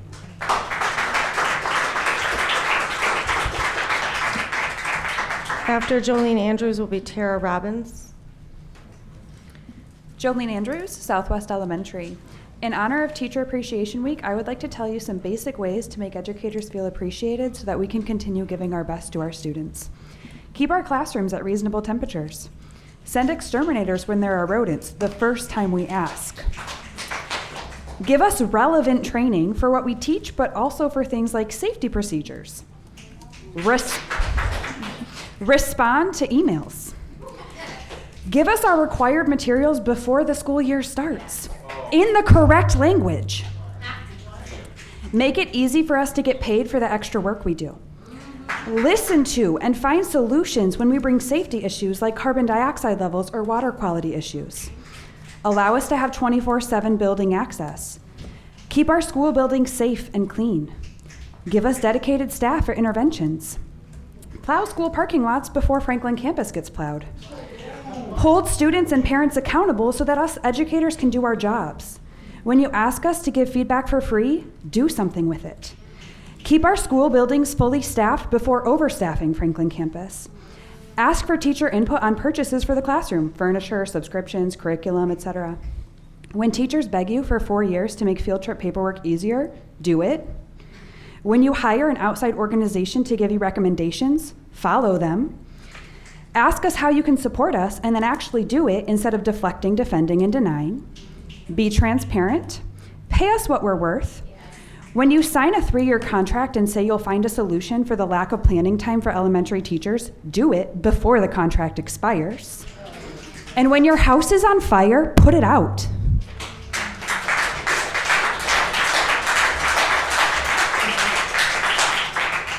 Following Tara Robbins will be Ellie Garwood. Can I start? Okay. Hi, I'm Tara Robbins. I'm a math coach in the district. I work with several of your teachers. I've been here for 2 years now. I think that center focus is our children, right? And the big thing I've seen is that we have not moved on from COVID in your district. It's huge. It's made a huge impact on teaching. It's made a huge impact on our children. And other districts have adapted to that. You have not. You are not putting in the interventions for those kids. You're not putting in the parapros. You're not putting in the supports. And your teachers are just falling apart from it. We talk about the emotional things that the kids went through for COVID. We talk about the SEL reports for the kids. The teachers need it too. I don't know how many teachers I worked with or tried to work with and they have no planning time. How am I supposed to work with them if they have no planning time?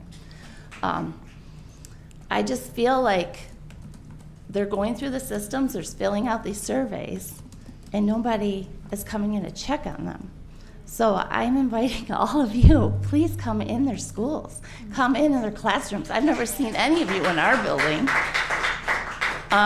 They do fill out those surveys, and some of them, they go to the principal, and the principal does not come back and reflect. They go to the person that's above their principal, and that person doesn't follow through. I've seen it, I've heard it. Someone come in and check on your teachers. They need to be heard, or you're gonna lose them. Retaining is not bringing in new teachers. Retaining is keep the ones you have. Because I'm telling you, you bring all those new teachers in, they don't last in your district. You're one of the hardest districts out there. I've lived here my whole life. And it's always been, don't go to Grand Rapids Public. That's what you're known as, since I was born here. Don't go to Grand Rapids Public. Stay away from it. That's what's out there. In fact, Kenwood Hills now is known as another Grand Rapids Public School because they went down and lost so many families. That is not a reputation you want. Tara, we have to move on. Time out. Thank you. Ellie Garwood, sorry. Followed by D. Jones.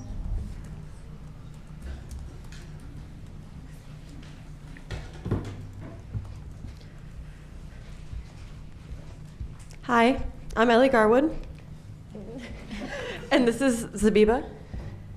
I want to take a moment to talk about special education, because if we're talking about being student-centered, we can't leave students with disabilities out of the conversation. I've worked in your district now for 2 years as a sub, working in special education primarily. I'm still getting my degree at Grand Valley. So I'm one of the student teachers that you'd be aiming at hiring. And I've really thought about my decision on where I want to work. And it's been hard. Right now, I'm a long-term sub at Cesar Chavez for a K1 ASD classroom, a class of kids, 8 amazing kids that haven't had a teacher, a consistent teacher, since December. These kids have been at a serious disadvantage from their learning, from everything, just from the lack of consistency and care from the revolving door of teachers they've had.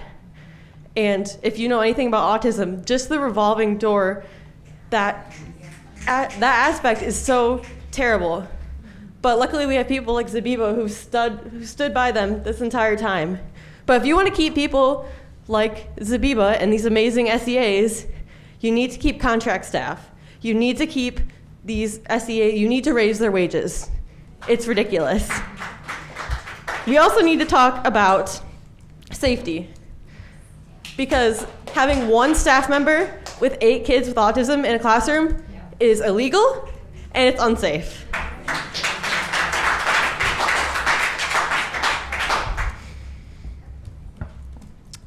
Hello, I'm Zabiba and I am a CCW paraprofessional. I am no way licensed to be one with 8 kids by myself. There's been so many safety issues that's happened in my class. I've talked to everyone, the principal, the higher up people. Everyone very much knew the safety issues that were happening in this just time. my class. Oh, hi. Sorry, this time. Okay. Well, anyways, just wrapping it up, basically, there needs to be change ASAP, because this is very much illegal. Very much legal.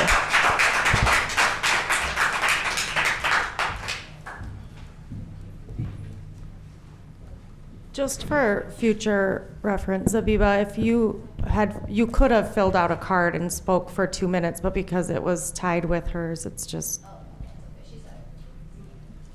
Following D. Jones would be Christina Vandermeer. How y'all doing? I'm D. Jones. I believe I'm the best social advocate in King County, regardless if anybody thinks. I think I'm the boldest leader and the best effective leader. A couple days from now, I'll be going to the Consensus event in Toronto, Canada. Eric Trump and Bo Hines, who handles Donald Trump's crypto reserve, is going to be there. I'm speaking in the head of the BlackRock, $11 trillion BlackRock. It's going to be there. I'm speaking to you guys about this because We have a partnership that we're going to be doing at the Burton Middle School. Cryptocurrency is on here. So after I come back here from you guys, I'm pretty sure I'm going to have some of the best influential, powerful, richest companies on the planet have some connections from some of the richest, powerful people on earth. And being able to bring those resources back here so I can enrich my community. So I definitely believe I am the best social advocate, and I'm going to change the economy. I'm going to change the economy. I'm going to be a billionaire. I'm going to be a trillionaire, but I'm going to be giving back to GRPS ethically and just and creating opportunities. As I've already had $32 billion company Epic Games educate the kids at Ottawa Hills High School. On August 1st, they're going to be coming back, a $32 billion company educating our public school system. Again, a cool opportunity. So all the parents, GRPS, you guys, we had a partnership before and things didn't go right this time, but let's be sure that we get the building agreement earlier so then we can advertise this. You guys can push this opportunity to all of the students, because there's no reason that Burton Middle School, one of our worst underperforming schools, we don't fill this out with kids that can get direct education from colleges and universities. Some of the best colleges and universities on earth are looking to engage. Even the congresswomen and the senators, U.S. senators. I was just with the governor's office and everybody today. I am the best social advocate in King County. I'm going to keep standing on it. I'm going to keep saying that because I'm going to keep fighting for social justice and social equity for the education, public education. Thank you. Christina Vandermeer.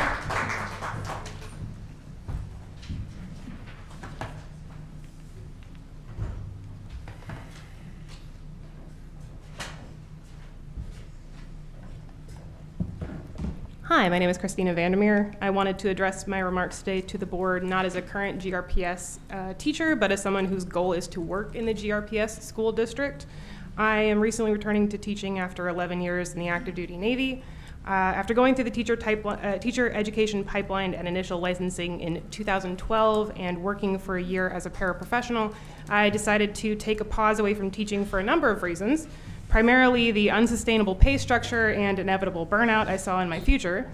I loved my students, I loved my fellow teachers, but I was not ready to be young, broke, and fighting the bureaucracy that teachers have to fight every single day.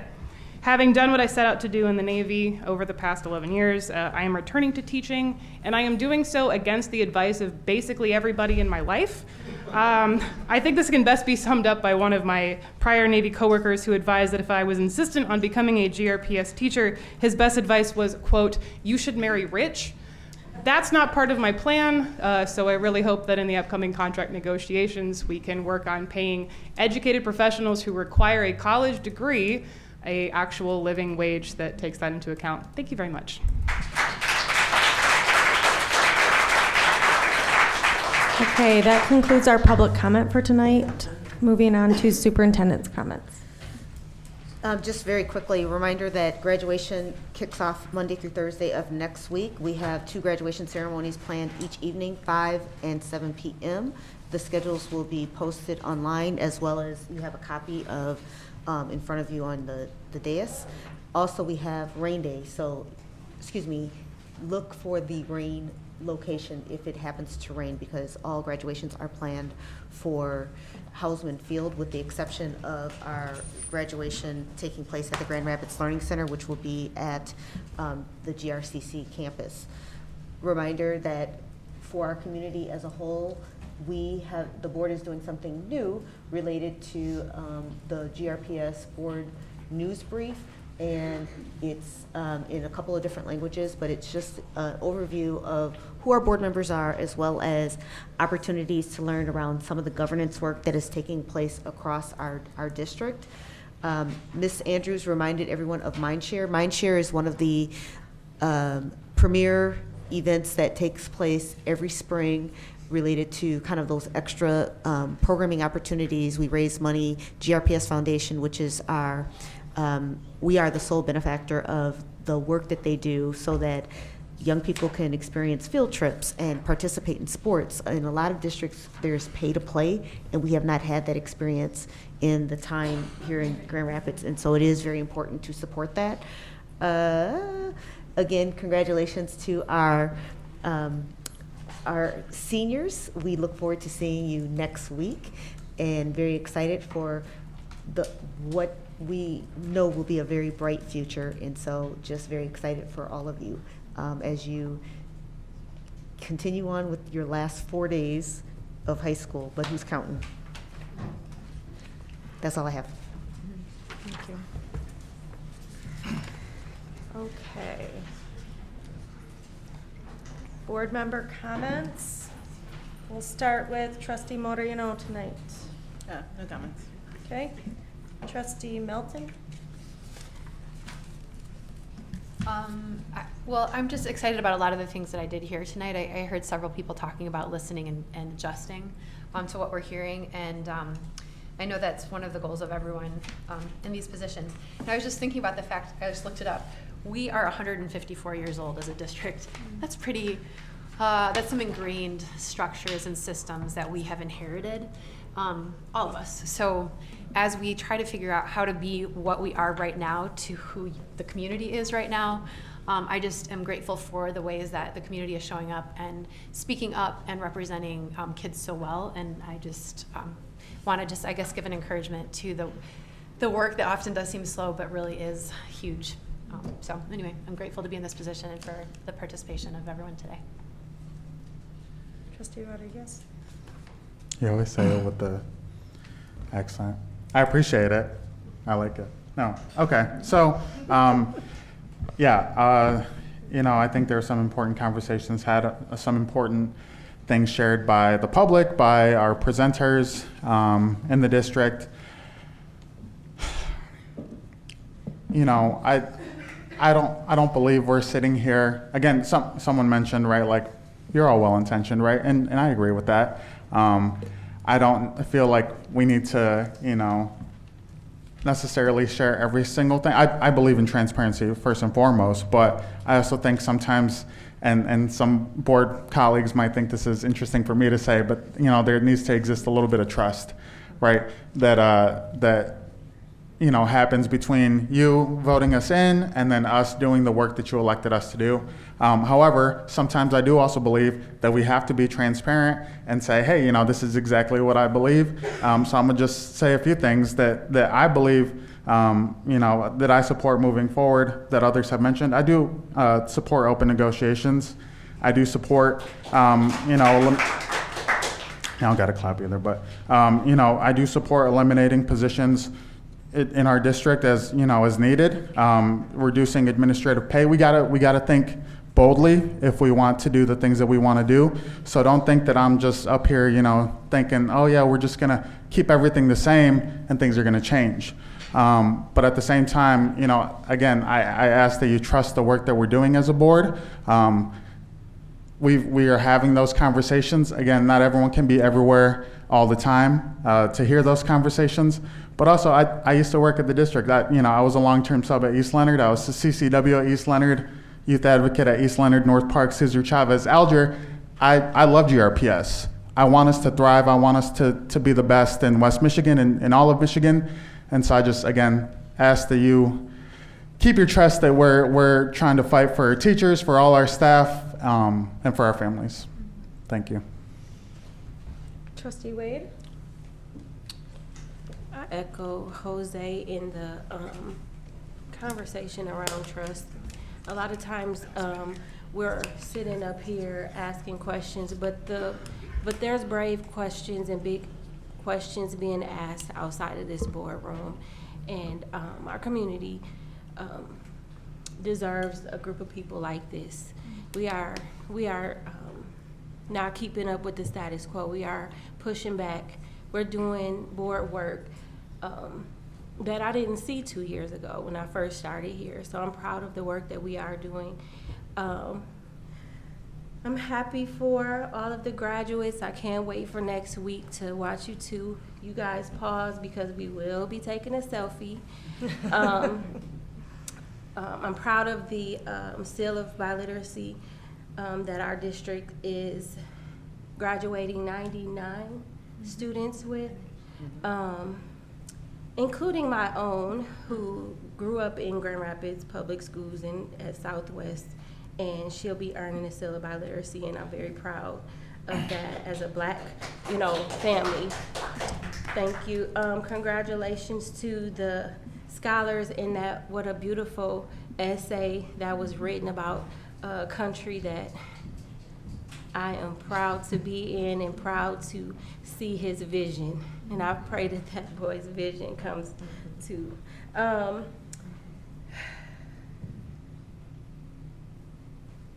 Thank you for the STEM Greenhouse students that came out and spoke. I think it's important that we uplift our programs that are inside of our school, but yet not oversaturate our teachers with programs. I heard you.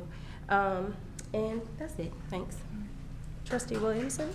Yeah, thank you. I told myself in January I'd use my board comments sparingly.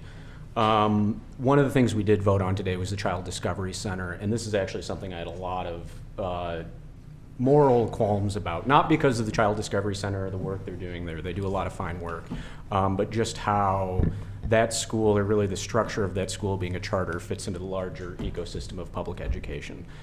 And I talked with a lot of people this past week and weekend about it, and I ended up voting yes, and I just want to take this moment to explain why and some of my thinking around other things. And a mentor of mine brought up the point that the work they are doing is serving a vital need in the core of our community, with a lot of kids getting access to early childhood care and early education that they otherwise wouldn't get. And the fact that our district has the opportunity to be a part of that is really important.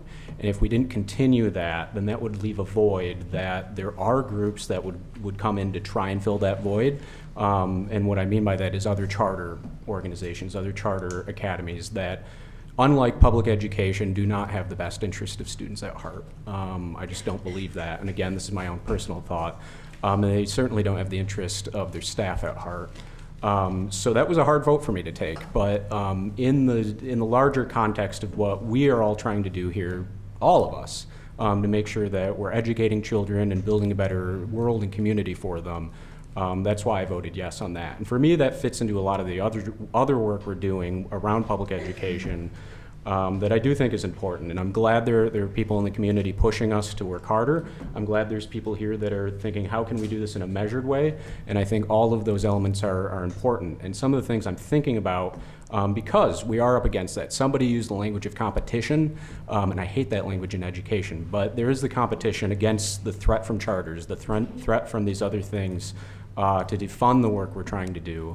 And as we're thinking about this, and as I'm thinking about it, a lot of the stuff that I'm really focused on, and I want to say a lot of all my colleagues are, as we're talking about the facilities master plan, how can we make sure we have an agile school district that has the resources to serve everybody equitably, right? We can't do everything for everybody all the time, but what can we do well and make sure it's accessible to every child in our community?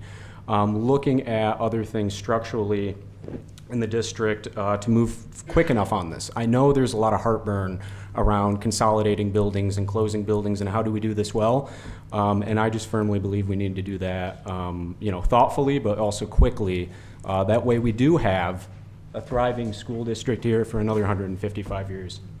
So I just want to share that, use the opportunity talking about the Child Discovery Center to share my thoughts on that. And I thank everybody on this board and everybody in the community for continuing to be good partners and advocates and pushing us and saying maybe we should think more diligently about this stuff. So that's what I've been thinking about with that. Thank you. Trustee Davis? Wow. No, I appreciate a lot of what has been said tonight. I won't politic is the only word I can think of, but I just don't want to repeat a lot of things that have already been said that are definitely true for me. I will just say thank you all for coming here and for sharing your thoughts. Without contradicting anything that my other colleagues have said, I just want to add that it is valuable for you all to come here and continue to hold us accountable. So thank you for choosing to spend your night this way. Trustee Kilpatrick? Just gratitude to you all for being here. Appreciate your advocacy, holding us accountable. I also appreciate working with this group of 9 who are ready to make hard decisions and have brave conversations, and I'm glad and proud to be a part of those. So thank you all for your trust.